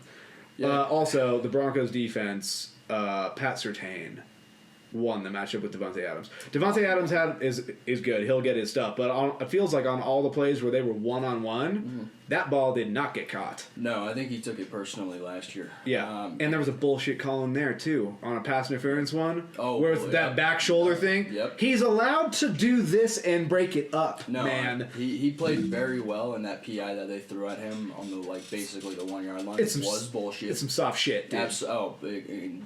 Baby. It's bullshit. If Devontae Adams had pushed off on the play and caught it, there would not have been a flag. No. It's a shame because Pat Surtain really did lock him the fuck Their down. defense in general played well. Big surprise. Yep, which, granted, the Broncos' defense is a strong part of their game plan. Yeah. So credit where credit's due. I keep saying that today. Yeah, I like it. Credit where credit's due. I think I'll keep it. Yeah, I think I'm going to use that from now on. Yeah. So to give them the benefit of the doubt, the Broncos really did not look as bad as they had last year. No. They just got a bad break, and it is week 1, so they did look like they had a little bit of rustiness. Russ is obviously figuring some stuff out in this new offense. This game felt better than the score indicates. It really did. I think we were watching it with a couple of our friends who are Broncos fans, and I kind of actually felt some sort of ounce of sympathy, where I was like, whoa, oh yeah, weird, right? And I was literally like, yeah, I should talk them for the loss, but at the same time I was like, they probably didn't deserve to lose. Like, no. I mean, I can really only think of one. Devontae Adams played well, sure. But other than that, I can only think of one Raider player where I was like, oh, he was impressive. And it's the only other one that everybody would point to, and it's Crosby. Yep. I was going to say he played great. Jimmy G did not look good, which is not a huge surprise. There was another bullshit flag on a run that he had, too. I'm indifferent about that one. But that being said, I don't really care. Josh Jacobs did not look like he was good either. And granted, it's because the Broncos' defensive line is good, and the Raiders' offensive line is very bad. So it is less Josh Jacobs' fault and more of situation of we're playing a good defense and I have nowhere to go with this fucking football. There was just, and granted, I'll even give credit where credit's due. Found it. Found it again. Jacoby Myers actually looked like a solid wide receiver too for them. So yep, he is. Good on them for finding a good complementary piece to Devontae Adams. The problem is you have a quarterback who may not stay healthy for the entire year. Almost got hurt already. And almost got hurt on their first drive. Similar to another. And you've got an O-line that will give him zero time to make a read. So you've got a very rough situation for the Raiders. I am seeing all over Twitter, Raiders fans are very excited. Raiders fans are dumb people. No, and I get that. And I agree. Raiders! I agree. I had a lot of them that are like, I can't believe they're giving me hope. I'm believing. And I'm like, I'd hold off. No, you don't. Yeah. So, I do think the overreactions here are that the Raiders are going to be something this year. Mm-hmm. They are not. I do think that the other overreaction is that the Broncos are going to be what they were last year. I really don't think that they already look better. They did look better, and there should have been. Granted, there's some weird shit. This game should have been tied if Will Lutz came in the next point. Also, the Broncos probably could have had this game won because Will Lutz also missed a field goal. So really what happened here was the Raiders didn't do anything spectacular. The Broncos missed some opportunities that normally teams don't miss. And then our boys in stripes, that might have been the softest game called all weekend. I swear to God. There were some bad calls in week one. There were some dumb ones coming out. There were multiple shitty. Realistically, though, here's some realistic stuff for it. The Broncos receiving core needs a true number one in it. I think Courtland Sutton's good, but he's best suited to be a 2. Jerry Jeudy is needed out there. Yep. And I think for the Raiders, injury could have been a 1, but he's not the same guy. And for the Raiders, some positive stuff. Their weapons are good. I don't think their defense is good. No. Other than 98, which is Crosby to be expected. Yeah. But overall, I think this is a game where the score didn't indicate what you actually watched. Yep. Okay. Eagles defeat the Patriots 25-20 in another weird one where Philly did not look like Philly. Nope. Which is great. But overall, it was like their O-line didn't really do that awesome, which I have, I've been making a video called, like, what's the Achilles heel of every team right now. For the Eagles, my thing was aging. Their O-line is aging and older. Yep. Their D-line rotation, 2 of the crucial pieces in that D-line rotation are aging and older. Yep. Slay is older. Mm-hmm. Like, I think that the Eagles are a team that could progress because of something like that. Sure. Jalen Carter looked really good. And I think the overreactions to this game are similar to the Raiders-Broncos game. People are going to say the Eagles are a pretender and that the Patriots are better. Yes. I think that it is interesting and something of note that the Eagles gave up a comeback, essentially. Like, it got closer than people would have thought. And if not for a rookie receiver not getting 2 feet down, it could have gotten even dicier. Yeah. Realistic analysis, the Patriots are a tough, well-coached, smart team that will take advantage. You're letting off the gas. You're going to have a hard time completely punking them. It'll happen once or twice a year now because their offense just isn't what it used to be. Sure. But you're not going to bully the Patriots usually, especially the first week of the year when they've had time to figure you out because they're not a team that rests guys in the preseason. You will play in the preseason if you're on the Patriots. Yep. The Eagles don't do that. I do think there is something to the idea, though, that and I've said this also about the Eagles, they're not a star-studded roster. They are a roster with almost exclusively good players, though. Yep. Like, they don't have a lot of holes, quote-unquote, but not all those dudes are going to hit their upside every single time, and last year it seems they did. Where I think if some of those dudes don't, or some of the guys they had to switch in and out don't, the Eagles are not as extraordinary as you could think. I still think they're really good. I think that this was just a closer game than people were expecting, which I mentioned again in my predictions video, that this game will be closer than people think. I think it's something to watch. If Philly's O-line is not what it was last year because Lane Johnson and Jason Kelsey, or their D-line with Fletcher Cox and Brandon Graham, if their age starts to show, that is noteworthy. It's a weakness in the armor. But, like we said, week one, they don't play in the preseason. I suspect Philly's fine, and that New England's just feisty. Yeah, I'll make the comparison to last year, Bengals versus Patriots. I mean, we had that game locked up within the first couple of quarters, and then all of a sudden I'm sweating a comeback coming, because this is just a Bill Belichick-led team, where this is not a team that's going to go down, like a whimpering little kitty. No. No, they're going to, obviously if there's no pick six from Mac Jones on just a weird play in general, you have one. Yeah. you have a very convincing case that it's a much closer game than 5 points, and potentially that the Patriots are running away with it. Well, I mean, so knock the 7 points off the board, right? Mm-hmm. So at that point, it is 20-18 Patriots. And then you argue they probably don't kick a field goal on that fourth, or they probably don't go for it on that fourth down. At the end, they kick a field goal, and then it's 23-18 Patriots. Yep, and then it's a completely different ballgame. Yeah, and now the Patriots have won by 5 instead of the Eagles. Yep, it's incredibly possible that the Patriots did walk away with this win. I give that more to the Eagles playing less than what that team is capable of. Agreed. Because of I do agree that the aging on that team is becoming a lot more apparent. I think that's why they've loaded up on their D tackles. Smart. I don't mind that. Yeah, no, I don't mind it. Jalen Carter looked the part too. I think this is what makes them such an incredible roster, is that they continue to bring in the right pieces to just cycle them out. They solve a problem 2 years before it's a problem, which is the way to do it. They are extraordinarily good at seeing where the issue is going to be coming from. Yep. Jalen Carter is the succession plan to Fletcher Cox. Absolutely, and I think he'll be a good one, and now he's got time to learn from Fletcher Cox on what made him so good and use his physical talent to be a complete beast in the future. Yep. So yeah, I would say that the Eagles are... I don't think it's an overreaction to think that the Eagles are probably a little bit more vulnerable than they were last year. Everything did go right for them, and unfortunately didn't end in a ring for them. Depending on who you ask. Depending on who you ask. Because I hate the Chiefs more than I hate the Eagles. I hated both the teams there. You hate the Eagles more than you hate the Chiefs. I hated the entire matchup. Oh, believe me. That was the lamest matchup I could ever hope for. I'd very much like to move on from that one and never think about it again. Yeah. But yeah, I think the Patriots did play a little bit out of their weight class, which is something Bill Belichick will consistently get his team to do. Yep. The Patriots are not a team I'd be worried about in the AFC East in the slightest. And that division got a whole lot more interesting. Yep. But overall, yeah. I won't say the aging thing is a problem right now for Philly. I gotta see more. It's on the horizon. Like, it could be imminent now because Lane Johnson's mid-30s.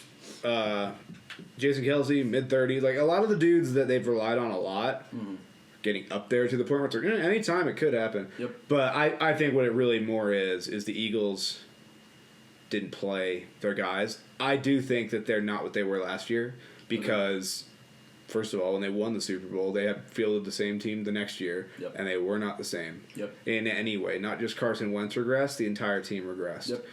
Seems like a Philly thing. Yeah, and not to mention the team that loses the Super Bowl, generally, there's some sort of a lull. And we'll see, but there could be a struggle. Who knows? Up next, the Rams go to Seattle and beat the Seahawks 30-13. This was another game. I said it was going to be a weird game because the Rams under Sean McVay have done a good job with the Seahawks. I did not expect 30-13. This one might be the most week one-y thing ever, and this, like another game, I think the next couple of games, really all of these next games we're getting into, are all big on overreactions. The Rams are not dead. The Rams are contenders. The Seahawks, it's all falling apart, yada, yada, yada. Those are the overreactions. Yep. The Rams are not contenders. No. The Seahawks are a team that is wildly overrated, but they're not bad. Like, I never once thought that the Seahawks are going to be this juggernaut squad, but they're better than what the Rams are. But the Rams are that team that just seems to get them, sort of like you guys with the Browns. The Carroll Seahawks have never had a good time with the McVay Rams. And that showed up because they had 2 receivers up over 100 yards, and neither one of those dudes is good. Nope. It's funny, if you pick up, whatever his name, Puka, if you pick up Puka in fantasy and ESPN right now, they don't even have a picture of the guy's face. Yeah, no shit. Yeah, it's like, big surprise. Yeah, then Tutu Atwell goes over 100 yards too. Yep. Cool. So you have a couple of guys who, first of all, if you don't have Cooper Kupp on the field, you don't really have a wide receiver. But you got to throw to somebody. But you got to throw to somebody, and for some reason, these 2 guys just happen to have a field day. Again, I would say it's because of McVay versus the Carroll defense. I would say that there was something quite if you're a Seattle fan, it's concerning. If you're anybody else, it's great. That Seahawks defense has been wildly overrated, and it's the same thing that a lot of people have talked about, dude. Okay, Bobby Wagner's back, great. Linebackers are okay. Secondary, they got Quandre Diggs, Julian Love, Jamal Adams, Devon Witherspoon, Tariq Woolen. On paper, that's good. Rookie corner, you never know. Yep. Jamal Adams, box safety. Julian Love, decent, but nothing special. Sure. Tariq Woolen, year 2, you never actually know. Quandre Diggs, you know, is good. He's played well for a couple of years. Yep. That defensive line gets no pressure. No. None. And everybody was talking about, we brought in Draymond Jones from the Broncos. And? There's a reason Broncos let him walk. Yeah, I mean, like, everybody was talking about bringing him in as if you brought a D-tackle, as if you brought in Javon Hargrave, Chris Jones, Aaron Donald. Like, the dude is a rotational player. Yeah. Was a rotational player for the Denver Broncos who had a couple good, like, rushing games. Yeah. He's not that guy, though. No, he's not a true number one. Like, the Seahawks haven't gotten pressure on anybody since the Legion of Boom days with Michael Bennett, Cliff Averill, guys like that. Yep. They do not have that still. No. And the Rams O-line is not good. No. On any day. Like, you saw teams with good D-lines tend to have good days. Yeah. The Seahawks D-line is not there. No. I think that's a real takeaway, is the Seahawks D-line is not great, and Geno Smith did not play well. Granted, some of that could be you're going to get some pressure from Aaron Donald right up in your face. Did you see the clip of him? Oh, my God! Oh, my God! He throws them. Just throws it. Frankly, I would too. I'm like, accurate response, man. Like, I don't know if I'd say, oh, my God. I'd say something much more explosive. Oh, fuck! No, that is a great video just of, oh, God. Yeah. But I think I take some concerns away from this game because while the Browns may beat the Bengals and have their number, it's known that the Browns are talented, and they're just sort of a wild card type. Like, they could be really good. They could not be there. Nobody thinks the Rams are talented outside of, like, 3 players. Yeah. And for the Seahawks, everybody's like, oh, they're this, they're that. That is a little more concerning. Their offense has never been accused of being creative. Mm-hmm. Neither of their lines are particularly great. Everyone's like, oh, naturally, the Seahawks line will take another step forward with another year. That's not a guarantee. Nope. And their defensive line, everybody talked about bringing in somebody like Draymond Jones, how that's going to change life for you. That didn't change life for a good defense that had him. Yep. Like, and their secondary is filled with either young guys who anybody can have a good year. I think Woolen's good, but I don't think he's the second coming of Richard Sherman. Mm-hmm. And then you got dudes who fit into certain roles, but I think the Seahawks defense, it's real that the Seahawks defense might not be what people were saying it was going to be. Yeah. And for the Rams, I think a lot of this is sort of, I think it's real that Sean McVay is a great offensive coach. Absolutely. And you cannot write them off simply because one dude, no matter how good he is, went out. Yep. You still have to be able to exploit the things they aren't good at. Their O-line cannot protect Matthew Stafford, and he's not a mobile guy. They're not going to be able to run the ball on most teams. You can make them one-dimensional, and the Seahawks couldn't even do that. Yep. So I think it's more real when a team that is known to be not very talented jumps a team that's thought to be and does it pretty thoroughly. Yep. Could be wrong. Seattle could be good. They're going to put up more than 13 points most of the time. Yeah, it could be that week one. I think I would put more stock into that. Everybody talking about their defense got way better. Mm-hmm. I think that might be it might be a realistic thing to say the Seahawks defense is not that much better. Right. No, I agree. I think it is absolutely something to keep an eye on. I'm just waiting for Drew Lock to come in. Exactly. The Geno Smith regression thing also after 1 week, he didn't play bad, quote unquote, but he didn't play like he did for what... I mean, I saw this guy talking about last year. He was like, 4 of the first 8 games, Geno Smith graded insanely high. Other than that, he never even graded above average. And so he basically, the narrative for his season was made by like 3 or 4 games. Yep. That could still be true. That's why I'm very big on, I think, the Geno regression is going to be coming this year, and we're going to see, you're expecting this guy to be the guy. Yeah. Because he had a couple of good games last year, which...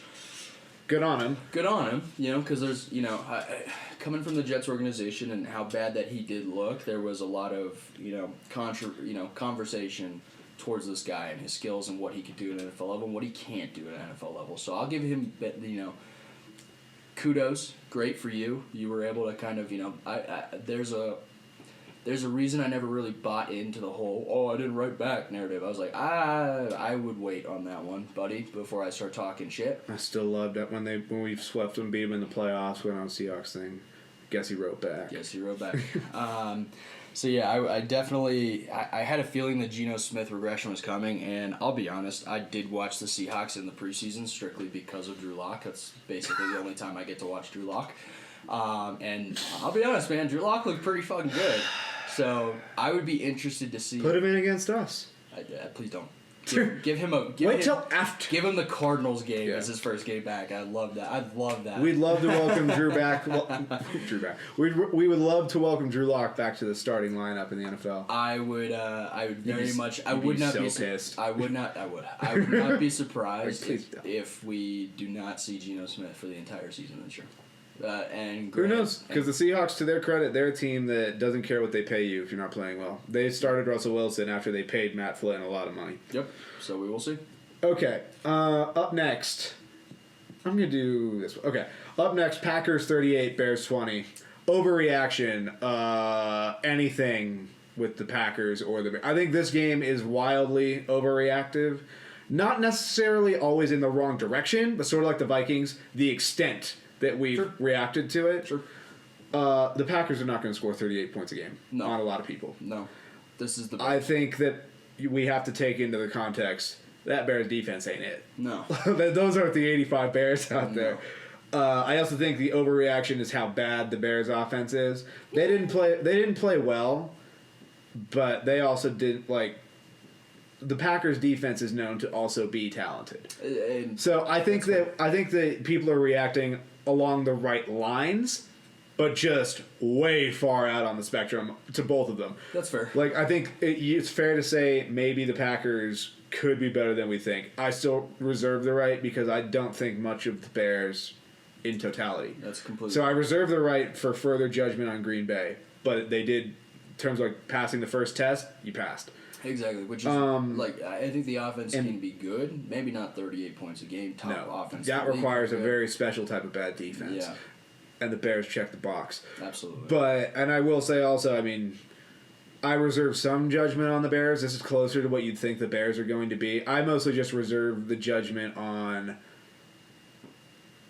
let me see them play the Viking defense or something like that. Because the Packers... We've talked about this before. The Packers are a team where it's if you line up their players player for player, they're a talented group. Yep.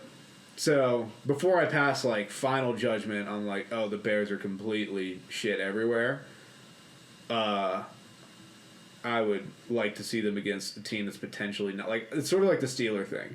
They could just be that bad. They could have also just run up against a little bit of a tougher test. Who knows them really well.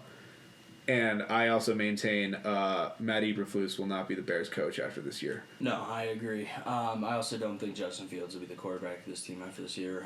That'll depend on how bad they are, I think. How close are they to the top of the draft? Absolutely. And I'm just going to put it out there. Obviously, I'm not a Justin Fields believer by any means, and I do think that bringing in DJ Moore is a great move to see what you have in the guy. It's going to be a great thing to help out Drake May. Exactly. I have yet to see every single time a Justin Fields highlight shows up on my Twitter feed, it is never him throwing the ball. That extends into the 2023 season. Stats on this real quickly here. That extends into the 2023 season. Here, let me give you his stats for the day. Please. 24 for 37 for 216 yards, 1 touchdown, 1 pick, 9 rushes, 59 yards. This is a running quarterback, guys. It's that simple. My favorite thing is every time he pops up on my timeline, Justin Fields is a video game quarterback. My video game quarterbacks throw for 10 touchdowns a game. DJ Moore, 2 catches, 25 yards. And granted, I'm going to just put this out here. I'm going to let DJ Moore and Justin Fields on this part of the aspect of the game off the field. If you're only targeting DJ Moore twice, what is going on with the offense? I'm not sure how many targets he had. He had 2. He was 2 for 2? He was 2 for 2. Well, then why don't we try that a bit more, eh? I argue again, that coaching staff, I don't think that coaching staff is good. And I will 100% blame coaching staff on that one of why do you make such a big deal about trading for DJ Moore if you're only going to throw him the ball twice? Like, the play, people don't often understand it's not as simple as he's really good, you throw the ball to him. Yeah. Plays are often designed for certain players, they have a read progression that goes 1, 2, 3, 4, stuff like that. Yep. They need to get DJ Moore. He needs to be the early dude more than, like, oftentimes your really good player will be like, okay, we know they're going to watch him. We're going to send him over here so we can sneak somebody else in over here. He needs to be your first or second read pretty much every play, basically. And I think that's a symptom of... That's coaching. You can coach touches. You can manufacture touches to a dude. Yep. It happens all the time. Zay Flowers, great example. 10 targets. Finding a way to use your players who are incredibly talented, get them open, and get the ball to them. The only reason you wouldn't do it, if they just double covered his ass all day, and granted, it's very possible. There is something to the idea of he was likely followed around pretty good by Jair Alexander. I was going to say, there is the good chance that I don't care about Darnell Mooney. I don't care about Chase Claypool. We are locking down this one really good wide receiver that they know they have and making Justin Fields play good quarterback. Yeah. He doesn't do that. So, personally, while I will give him the pass this time... They also get that week 1 thing, too, just like everybody else does. It's their first real live action of them playing together. The preseason does not count. 2 screens for Justin Fields for 150 yards does not count. Yeah, I thought we fixed everything with those screen passes. I thought that was it. Screen passes, that's how you win in the NFL. Screens. I took Khalil Herbert in my fantasy drafts. I've already moved on from the guy because of how much they already run. Done? Yeah. Here's the thing. Yeah, he was their lead back, but they run with Justin Fields. They ran with 2 other running backs. They run with Khalil Herbert. They threw him the ball maybe like twice. Wait, we're going to start getting some jet sweeps in there. Yeah, I was going to say, soon DJ Moore's going to be running the ball. So, personally, this is a team that just, like, sorry, Justin Fields, but I don't believe it. Like, every single time you show up on my timeline, it's a freaking running highlight, and that's great, man. Yeah. I love watching running backs. But when you're playing as quarterback, especially your third year, especially when you now have talent, take the game plan out of this, because I am taking the conversation of your coaches are not doing you any favors by only manufacturing 2 targets for DJ Moore in your first game with him. That's not on you. I'll pass it this time. Yeah. What I'm saying is you now have the best corner on the Packers completely locked up with somebody else. Find another guy to throw the ball. You just extended Cole Kmet. You have Darnell Mooney, who I think could be a quality too. I don't understand either. I can see it now. Depending on what they do, if I was them, I would have been like, we could still be bad. Let's just go get like Brock Bowers. Yeah, oh my God, I love Brock Bowers. I feel like the Bears need a good tight end again. Tight end feels like a position that the Bears should always be good at. Yeah, classic. Like I said, I'm not going to sit here and defend anything here. I said that I felt the Bears have now surrounded him with enough that this is the sink or swim year. Yeah. Like I said, the Packers passed the first test. The Bears failed it. I think people are reacting in the right direction. Yeah. But like I said, I think like the idea that Green Bay will win the North again easily, or the idea that Chicago is now hapless. I think both of those things are a little too extreme. Sure. But they both definitely trended that way after week 1. And I'll put it out here of maybe I am a little bit on the overreacting side, especially when it comes to the Bears. Especially because it confirmed your bias already. Yeah, which is, we love groupthink. But personally... We love that. Yeah. Personally, I think the Packers proved that they could be sneaky competitors in the NFC North. I don't think they're going to run away with it. I very much am still on the Lions. Me too. This is the team that is most likely going to win it. I have the Lions winning the division more in my parlays than I do Green Bay, but I'm just all Green Bay in the Lions. So yeah, I think if Jordan Love can play good football, which to be fair, it was the Bears defense, but he did play fine, then this is a team that could potentially compete in a little bit of a weaker NFC North. The Bears, their season's not over, but I am not bullish at all on their quarterback. And one last little thing on this game for me, because he's another person we questioned all offseason. Matt LaFleur did a good job in his first post-Aaron Rodgers game. Yep. So there's that. He is a solid offensive mind. We will have to see how the rest of the season goes. All right. Last game from the Sunday afternoon window. The Dolphins beat the Chargers in the highest scoring game, 36-34. I also picked this game correctly, and I feel I was correct in the reason why. I said, when it comes down to it, Mike McDaniel is just smarter than Brandon Staley. That is... This is another game where, goddammit, why is Brandon Staley there when you have Derwin James, Joey Bosa, Khalil Mack, Eric Kendricks, you got good...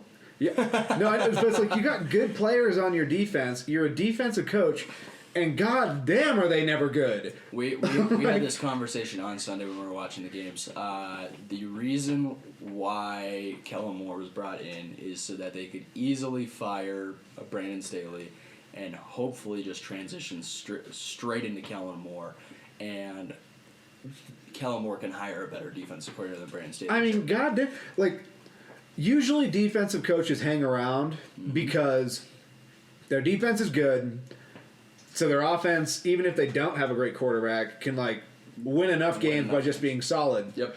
You're a defensive coach. You have a great quarterback, talented offensive players, talented defensive players. Your defense is shit. Your offense scores 34 points, and you lost. What are we blow a 27-0 lead in Jacksonville when your defense should be able to hold that? I just don't understand the purpose of having Brandon Staley as your head. If you want him to be your defensive coordinator, sure, fine. He's done well in that role before. Fine. It's not working. I don't even know if I'd bring him in as a... Well, by the way, it tends to work really nicely when the defense you're coordinating is the centerpiece is Aaron Donald. Fair. Very easy to look good when you have Aaron Donald. Congratulations. We made Aaron Donald look good. It's the Adam Gase, Peyton Manning effect. Yeah, exactly. Of course, Adam Gase is going to get hired because he has Peyton Manning as his quarterback in the highest scoring NFL offense. Yeah, Peyton Manning basically called the plays. Yep. But, Aaron Donald will look good no matter what. Yep. But I just don't get... Teron Armstead is not in the game for the Dolphins. So, okay, overreactions, underreactions, okay? Yep. Overreaction. Justin Herbert can't win a game.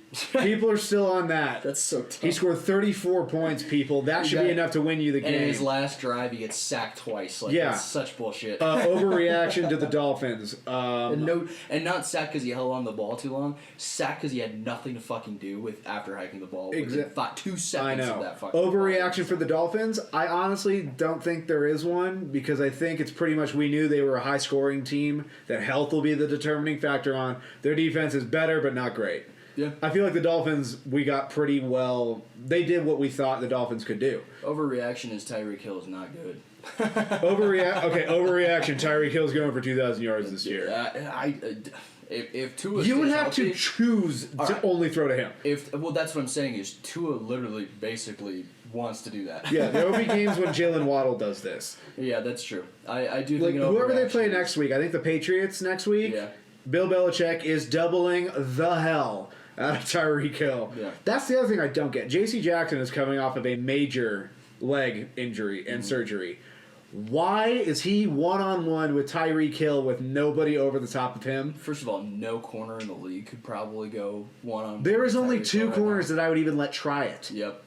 I would be doubling the hell out of him. Brandon Staley is just a moron. What are we doing? It's that simple. Brandon Staley needs to be gone. He needed to be gone after the playoff loss last year. Ownership is lame as hell and cheap. So, and I was about to say, here's the appropriate reactions to this game. Tua stays healthy. I think the Dolphins are going to win the AFC East. I think it's very possible. Another appropriate reaction, we've been on this the entire damn time. Brandon Staley will be not he will not be the coach next year. B, I think he will be fired in season. It's very possible. I think he will not make it out of the year. Kellen Moore will be named the interim head coach and eventually just given the head coaching job. Yep, I think that's why they brought him in. The offense did look really good, with the exception of that final drive. Which 34 points. There's credit to Vic Fangio. He almost never blitzes, but when they had to have it, he blitzed them and they did not have an answer. And it worked. Like, what was that? Like, it never even was close. Ooh. I have a massive issue with Vic Fangio as a head coach and as a leader, not as a defensive. As a defensive mind, his tree is now what makes the best defenses in football. Absolutely. With the exception of the Cowboys. That comes from the Seattle 3 scheme. Yep. But the Jets, Niners, Broncos, they're all more like 2 high, 4-3, 4-2-6 type schemes. Yep. Those are all Vic Fangio. Yep. Like descending schemes. I can respect his talent as a defensive guy, as a defensive coordinator, as a defensive mind. I cannot respect the guy as a head coach or as a leader. Sure, fair enough. But that being said, the dude knows exactly how to get you right when you need. He timed it up. He dialed it up at the exact right moment, and the Chargers did not answer it. Nope, and especially. But yes, these people are already being like, Justin Herbert just can't win one. The dude scored 34 points, went up and down the field all day, but in the crucial moment, that line just did not. The protection scheme did not hold. No. And by the way, like I said, if you score 30 or more in a game, your offense did its job. Yep. Your defense 34 points should win a NFL game. Yes. Depends. And especially when your defense is talented, man. And you have a guy who's heralded as a defensive head coach. Yeah. I'm surprised. Justin Herbert is not who I'm blaming for this game. I am surprised he's not fired after week 1, because if this is how I come out week 1 after, it's just too bad of a look for the Chargers. If I'm the fucking owner, Chargers. Dean Spanos is a bona fide cheap retarded loser. Personally, if I'm the owner, I'm saying, you know what, fuck this. I would have fired him last year. No, believe me, I would have already done that. But and Sean Payton would be the head coach of this team. But overall, man, this game was really like that Walmart money, man. They both looked good on offense, but the dude who's supposed to be a defensive mind can't scheme up a defense. Yep. And there are teams that have throttled the Dolphins before. Yep. Like, the Chargers did it last year, and people were sort of shocked by it. But then it looks like you thought that you were just going to do the exact same thing. As if the Dolphins weren't going to adapt and grow. Yeah, for what, dude? Especially with another year of Jalen Waddle to Tyreek. Like, they saw you do it. They're going to get better. They saw what the teams did that, out-schemed them last year. And do you want to know what they did? They brought in the dude who is a master of that scheme to coach their defense. Yep. So now they know what you'll do from that scheme's perspective to stop them. Yep. That is what you call smart coaching. Absolutely. You hired the dude that coaches the defense that stopped you. I have no issue with Mike McDaniel being Mike McDaniel. He is absolutely a good offensive mind. Smart son of a bitch. Great coach. Knows where he needs to improve and brings in guys who can help him be better in that department. Yeah. Brandon Staley, on the other hand, no. Ownership brought in Kellen Moore, not Brandon Staley. No. So. Because Brandon Staley was sort of forced to fire the dudes anyways. But either way, that game is littered with hot takes, but I think really more of them are kind of realistic. Oh, 100%. I think when both these teams looked as good as they did, with the exception of, obviously, Chargers defense did not look good, the hot takes are a little bit more accurate. Yeah. In this case, the hot take is not a hot take at all. It is a hot seat. And the reason why I think the hot takes from this game are more accurate, they're the same problems that they've been dealing with. Yep. They're already back. Yep, it's crazy how week 1 and I have that take about another team coming up, and we'll get into it when we get there. But up next is another game where it's only hot takes right now. Oh yeah. The Dallas Cowboys go into New York and defeat the Giants 40-0. This is another one where I think the reactions are appropriate, but they've gone too far. Sure. Kind of. The hot take for the Giants. Everything's awful, yada, yada, yada. Hot take for the Cowboys. They figured it out. Everything's perfect. And they're winning the Super Bowl. Yep. They're the best team in the NFC. I have picked them to win the NFC East. But I think I picked the Giants, and I quote in my video said that the game would not be close. The Giants are a regression candidate going into the year. I believe they would regress. They have, from the looks of it, regressed. But the Cowboys aren't that good. When you get... This was a game where I think game flow just got away from everything immediately. The first drive, the Giants drive well, move down the field quickly. They get stopped, go for the field goal. Field goal's blocked. Touchdown Cowboys. It's crazy. Next drive, Cowboys get a field goal. Then the Giants go out there, throw. Ball's here. Saquon Barkley has it. Bang. Pops up. Interception. Touchdown Cowboys. 17-0 Cowboys. The Giants are not a team that can come from behind. No. And so it's so quick too. And then it got away from them fast. And so then by the end of the first quarter, Micah Parsons, DeMarcus Lawrence can just pin their ears back and tee off. Exactly. And that ain't what you want. No, that is the last thing you want. I do believe Dallas' defense is good. Yeah. I do believe that the Cowboys in general are good. My prediction for the NFC Championship this year is the 49ers beat the Cowboys to go to the Super Bowl. But they're not that good. And the Giants are also lesser than you think they are. Or they're lesser than what pundits would tell you they are.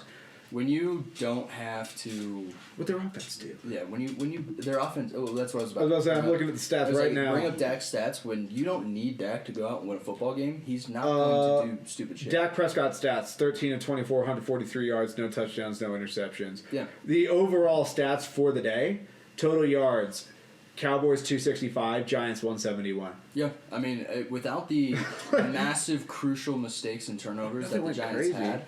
The turnovers just went crazy. And granted, I'll give credit. I mean, when it's garbage time after the first quarter for the Cowboys, Dak doesn't need to be throwing as much as he was, or as he is used to. But here's where the difference is. Here's the turnovers, or here's the main things.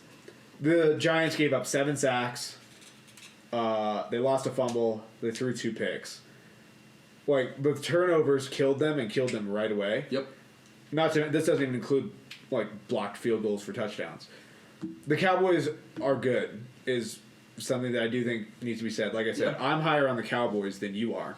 Absolutely. And in my parlay division winners, I have Dallas winning it 3 times. Yep. I do have them potentially being able to do it. A lot of people think Dallas and Philly aren't on the same level.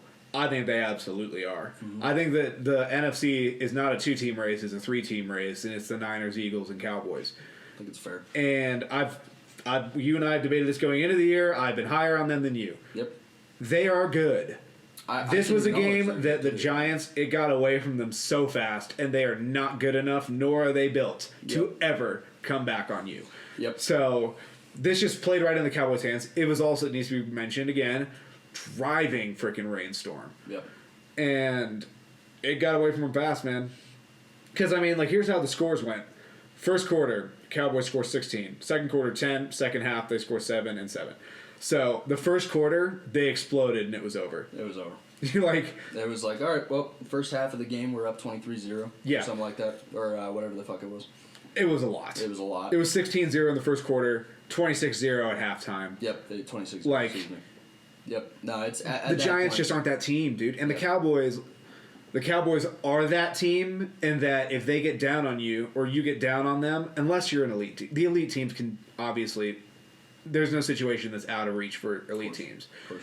But when you're not an elite team and you're playing a defense that is elite, especially elite. I predicted Micah Parsons is going to win Defensive Player of the Year this year. God damn, do you not want to get down 26-0 to that? That dude will kill any comeback attempt before he even... The Giants had one big play in the game. Isaiah Hodgins catches a big pass. They're running. It's they finally got something. Fumbled. It's and you guys can't. That was just not... Today you're off. That was not the Giants' day. No. The overreaction is how great Dallas is. The overreaction is also how bad the Giants are. Yep. The Giants are not going to make the playoffs, and they are not as good as people would like you to think they are. Yep. They are not that bad. No. They are a regression candidate for sure. I do think that... They are the top of my regression candidate board. They really did not improve anywhere near as much as a team that is in it. No. Oh, by the way, where was Darren Waller? Yeah, Darren Waller had 2 catches? Let's see. Darren Waller had 3 for 36 yards. Yep. So looking good, Darren. Granted, for the few games that you have Darren Waller before he's out for the year, might as well use him. Yeah, might as well use him. Isaiah Hodgins, I will say, I like the guy. So interesting to see where he is. He's a rookie. One catch, 24 yards, fumble. Jalen Hyatt, the other dude everybody was talking about. Jalen Hyatt, 0 catches, 0 yards.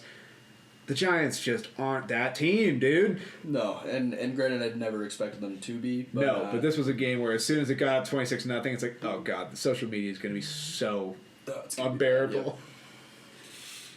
So, but overall, I mean, and again, the realistic takes are here. The Cowboys are just in a different class than the Giants.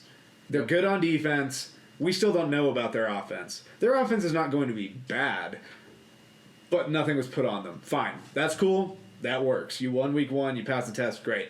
That told me more about the Cowboys' defense than the Cowboys on the whole. Agreed. Like, this was a game where if the Dallas could play every game, where all of a sudden they're just up on you 16-0 and can tell Micah Parsons and DeMarcus Lawrence Hunt, that's what they want every time. They don't want their offense to win them their games. They would very much prefer that defense can win them games. Yeah. It'll be interesting to see what Dak Prescott does this year. Obviously, he played good, clean football because he really didn't have to play winning football. Yeah. I am still of the opinion that Dak is not a great quarterback.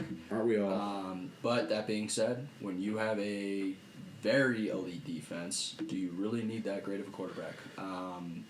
My team says no. Yeah, well, and he could still be, but pretty top 5. But he's more of just a question mark as to what he is. Exactly. I think it's interesting to see what we have in Brock Purdy, because if you guys do have a franchise caliber quality, then hand me that goddamn trophy. Then you are in a much better position than the Dallas Cowboys. But yeah, and we're gonna find out because us and the Cowboys play week 5. That'll be interesting. And I think I looked ahead to their schedules. It's very possible both Niners Cowboys are 4-0 heading into that. I actually think Dallas will probably drop a game because I predicted this last year and I predicted it perfectly. They beat the shit out of the Vikings and then immediately got full of themselves and got their ass beat. And can't show up. Like, I wouldn't be sure. I'll have to double check who they play week 2. They're always possible to get just like really. They listen to the headlines about themselves. Oh, absolutely. But overall, yeah, Cowboys are good. Giants aren't as good. Neither one of them are as good or as bad as they looked there. It won't be 40-0 wins for the Cowboys every single week. It won't be 40-0 losses for the Giants every single week. No. All right. Monday Night Football. There's a lot to talk about here. The Bills lose to the Jets 16-22. This just bums me out, man. This game, honestly, I was laughing a little too hard, probably. I was not laughing. As soon as he went down, I looked at my mom and I said this. I was like, Achilles. I called it from the second it happened. I was like, that's a weird plant that he just had. It was either that or he'd strained his calf in the preseason. Yeah. He either restrained his calf or that was Achilles. But especially because it's not like he got rolled up on weird. No. His leg just went weird. And he's like, have you seen the video that got released today? Where you can literally... Yeah, I've seen it. It's disgusting. Yeah, I've seen it. It's hard to watch. But as soon as I saw it, I'm like, that's the back of the leg, something. That leaves 2 options. A calf... that he's had calf injuries before, or the far more catastrophic Achilles. And look, I'm not even a Jets guy. I was more interested in seeing like, okay, let's see. I didn't even care. Like, I like Aaron Rodgers. I'm not a diehard homer for the guy. Just like, he's the last quarterback that we've got from this era that I grew up with watching. These quarterbacks. So I kind of wanted to see. I was like, all right, I think it's funny he's on the Jets because Brett Favre went Packers Jets. So I'm like, history repeats itself all over again. Yeah. So it was kind of this weird, interesting, like... 4 plays. Yeah, it's like weird. His season lasted 74 seconds, and that just sucks. That's just a fucking downer. I can't lie to you, dude. I was laughing a little bit because that is the most Jets thing I've seen since the butt fumble. Oh my God. Yeah. Only the Jets would that... There's a couple teams. I know. If he was a Jet, if he was a Brown... it would all have happened. Yeah. But, dude, that was the most Jets thing I've ever seen. Oh, my God. But, okay, hold on. It's just... Here we go. Let's go overreactions. Okay. Overreactions. The Bills won't be that bad, but I'll get into the other things. They also don't play in the preseason. Everything looked goddamn rusty. But I'll get into other things with the Bills here in a goddamn second. Sure. Overreaction to the Jets. Listen, their season, in terms of contending for a Super Bowl, that's over. Yep. they will still be really feisty. But this whole idea of, like, the Jets will be fine without him, like, I've already heard some people being like, oh, could the Jets be the team that, like, they're just good enough that it doesn't matter? They're not. No. But there's no real massive overreaction to the Jets because something massive happened. Yeah. Like, they're one of the few teams where any hot take you have on them is viable right now. Mine is that they are contending, but they are not going to make the playoffs. Yeah. This is such a massive kick in the nuts. Listen, Jets fans, I'll start a GoFundMe for you to pay for an exorcist to come into that building. That is the most cursed franchise. Charger fans, you too. Yeah. Somebody needs to find the black cat that has been running beneath ladders and breaking mirrors in these buildings and get the goddamn thing out. What was that? There is not another franchise that happens to. No, that is... it's even your team had bad luck forever. You don't have 4 plays in a season bad luck. Oh, that is something else. I mean, granted, knocking on wood, but yeah, I like this side of the table specifically because I have to knock on wood so much. But I got a little chair here. There you go. We're all good. Yeah, but oh my god. But yeah, no, my god, it is just unbelievable how the fuck that happened. And it just like even this morning when I checked, and it's like it's an Achilles. I was like, oh. I was hearing during the game last night, Adam Schefter was like, so many people are like, they think it's an Achilles. Yeah. Adam Schefter was saying they think it's an Achilles injury, and Robert Saleh immediately after the game, they're like, we're not going to say anything for sure, so prayers up on this, but we're getting an MRI tomorrow on it, and it does not look good. I can't help it. Listen, it's Cougar season, baby. Let's hunt. Let's hunt Zach. And I love Zach Wilson. That's the worst part. Oh my god, this could not have gotten worse for him either. No, because this could be the end of his fucking career because he's still not ready. No, there was so much optimism around. He can sit and learn. Oh my god, it's. And now it's and he did not there was. Granted, his interception was the shittiest. But I will say also, dude, he was not practicing. Like, I'm gonna choose to be optimistic for Jets fans today on him that it might not be as bad. Maybe being around Aaron Rodgers by osmosis will make you smarter to some degree. I think but damn, is that a kick in the nuts? Such a fucking nut kick. I can't help but feel bad, and I have nothing to say about the Bills. It's I do. Well, I'll let you do it, but for me, the Bills is a very Bengals situation of just rust. Like week 1, fuck it, forget it, move on, let's go forward. Granted, Josh Allen had, in my opinion, a worse game than Joe Burrow did. But whatever. But they both look like shit. Yeah. So that being said, on to next week. In my opinion, for the Bills, I'm letting them off the hook. If this happens again next week, then we start to have conversation.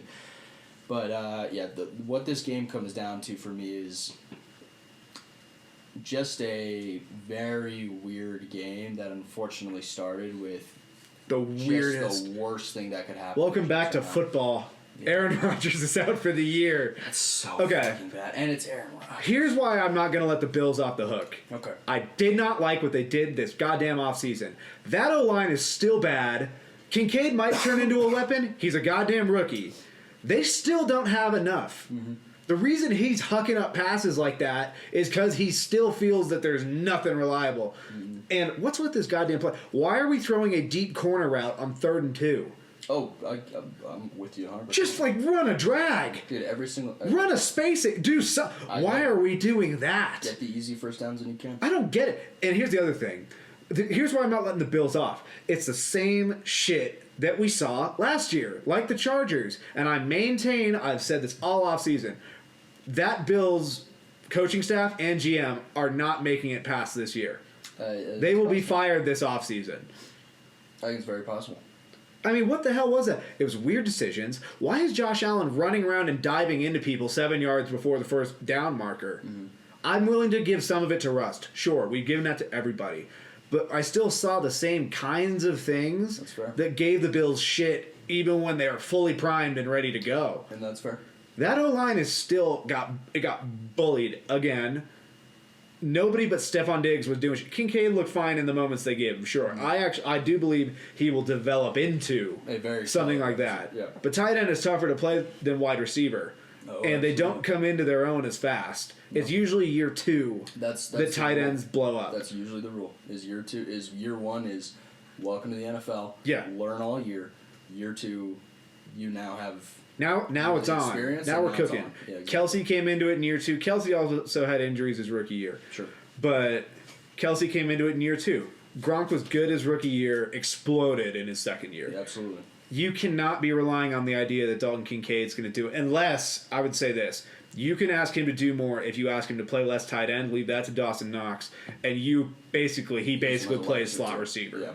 Or a wide receiver. Like, if you were to ask him to play slot receiver, I think that works. But their offense is not creative. No. They did weird shit. And Josh Allen is still being asked to do too much. Which isn't fair at this point in his career. It's very Andrew Luck. Very... And granted, I'm not saying he didn't play bad. No. He played bad. He did shit that was dumb. He did... Dumb. He did rookie year hero ball shit. Yeah. That first interception... Whatever. 3rd and 8, he threw it deep. They caught it on the 3-yard line. You punted it. Fine. Yeah. The rest of them, though, again, he got one where he's like falling backwards, getting hit by Quinnen Williams, and heaved it up. And Whitehead goes and picks that one again. Yeah, thanks. And that corner route one really pisses me off. Because there's no reason on 3rd and 2 we should be doing that. Oh. If you were where you were supposed to be, also as a team, you should be able to run it on 3rd and 2. Yep. Every time they ran, everybody the whole game, they're like, James Cook is looking good, he's doing this. He was not going anywhere. No. And I also don't love, I saw some similar shit, again, with that Bills defense missing tackles. And their run defense not being good.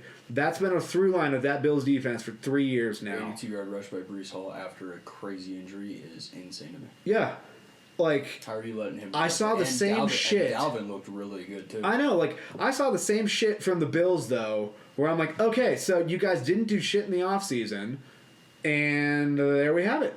So that's why I'm not going to let the Bills off the hook, because I've said the whole time, that Bills regime is on the hot seat, and I don't think they're going to make it out. I am not opposed They're going to hire an offensive coach, they're going to invest in that O-line, and they're going to get another weapon, because god damn. It was what they fucking should do.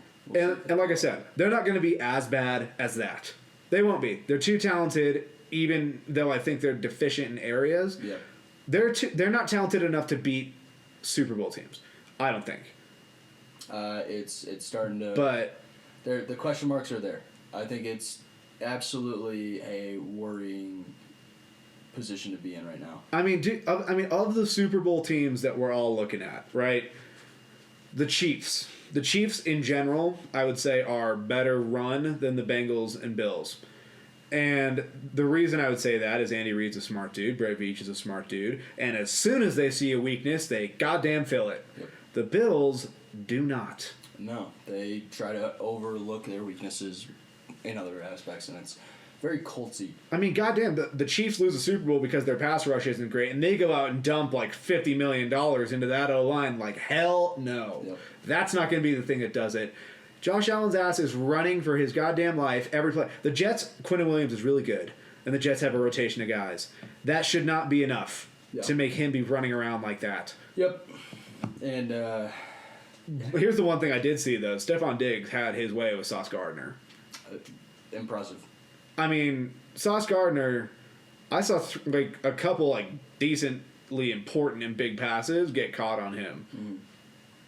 Surtain is number one. In my opinion. Well, I mean, to me, Adams is better than Diggs. Yeah. And I agree. Adams, whenever he was on Surtain, got clamped. Yep. Diggs did work on Sauce Gardner and DJ Reed. True. But, so I would say that this game is also... This game was less about the Jets' defense being wildly impressive and more about the Bills just being inexcusably stupid. It's possible. I just don't get it. The whole game, I was like, what makes you think that was smart? Yeah. At any point in the game. I never once... I was like, what the hell are the Bills doing the entire game? Well, it still pisses me off that Stephon Diggs is really their only true receiving threat. Yep. I think Dalton Kincaid absolutely, in the same way that you said, can develop eventually into one.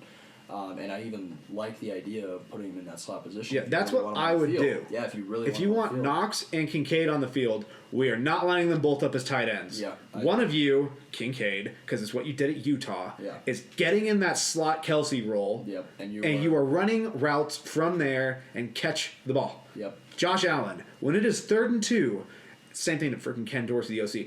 We do not call or throw deep corner routes in between Sauce Gardner and Whitehead on 3rd and 2. Yep. Much less do we throw it. Yeah. Interesting, what I will bring up is Whitehead had a bonus in his contract. I saw. For $250,000 if he gets 3 interceptions in the year. Season. Week 1, baby. Nailed it. We got it. He got it done. Josh Allen's just a charitable guy. Nice little payday for him. But I mean, honestly, I just didn't get it. And the reason I'm not willing to just say it's week 1 is because it was the things they were doing when it wasn't week 1 last year. And that's fair. And I can absolutely acknowledge It's the same thing with the Steelers where I'm like, Matt Canada could be the problem. Is they did the same shit they did all last year. Yep. Same thing with the Chargers. They didn't stop people all last year when they're damn talented. Week 1, if you show the same signs of like the things that undid you the year before, that is concerning. Yeah, I agree with you. I think that's a fair assessment of it, and I gave them a little bit more slack because I do like Josh Allen as much as I do. Me too, but part of why I'm pointing this out is they should not be looking like that. Yeah, I agree. I mean, they put so much money into their defense also for those dudes to be missing tackles. Yep. Thank you very much. Yep. Like, ooh. On the bright side for the Jets, you're not giving up a first-round pick this year. Which is nice. Good for you guys. 2nd-round pick. Yeah, but you can use that first-round pick. I'm very curious. Week 2, week 3 is where I start really forming solid opinions on these teams. Sure. I am watching the Buffalo Bills like a goddamn hawk, though. That's fair. Because I did not like that I saw the same shit. Who do the Bills play week 2? Is it Miami? It's not Miami. Okay, maybe I'm not going to watch them as closely week 2. They're playing the Raiders. Okay, so yeah, they're going to get. Granted, Max Crosby is going to eat. Yeah, I imagine that they'll get a nice bounce back win against. They're playing the Raiders in Buffalo. Yeah, they will beat. I'm going to pick you to beat the. If you lose to the Raiders, now we have a series. Ooh, yeah. Oh, I can't wait to see that. if it happens, his rant would be fantastic. Because I just don't understand it with the Bills. That you had obvious shit to fix, and you actively refused to do it. It's the lead quarterback. Like, I'm going to start looking at the offensive coordinators around this league and be like, all right, who's the next Bills coach? I think that's... Because I think 3 premier jobs, like premier level jobs, come available this offseason. Chargers, Bills, Cowboys. Yeah. I think all 3 of those coaching jobs are going to be open this offseason. Sure. And now it comes down to the question of, do you prefer coaching Herbert or Josh Allen for like who gets the premier offensive the premier offensive job? Yep. Cowboys, we'll see, but that's fair. But I mean, like a couple of these teams, like the week 2 matchups are like we got some good games week 2. I mean, some of these games, Jesus Christ, don't make me watch Bears Buccaneers. I will not. There's only a couple. But I mean, you want to see a team that's about to get tested. The Jets got a good game next week. Then they get to go to Dallas and play the Cowboys.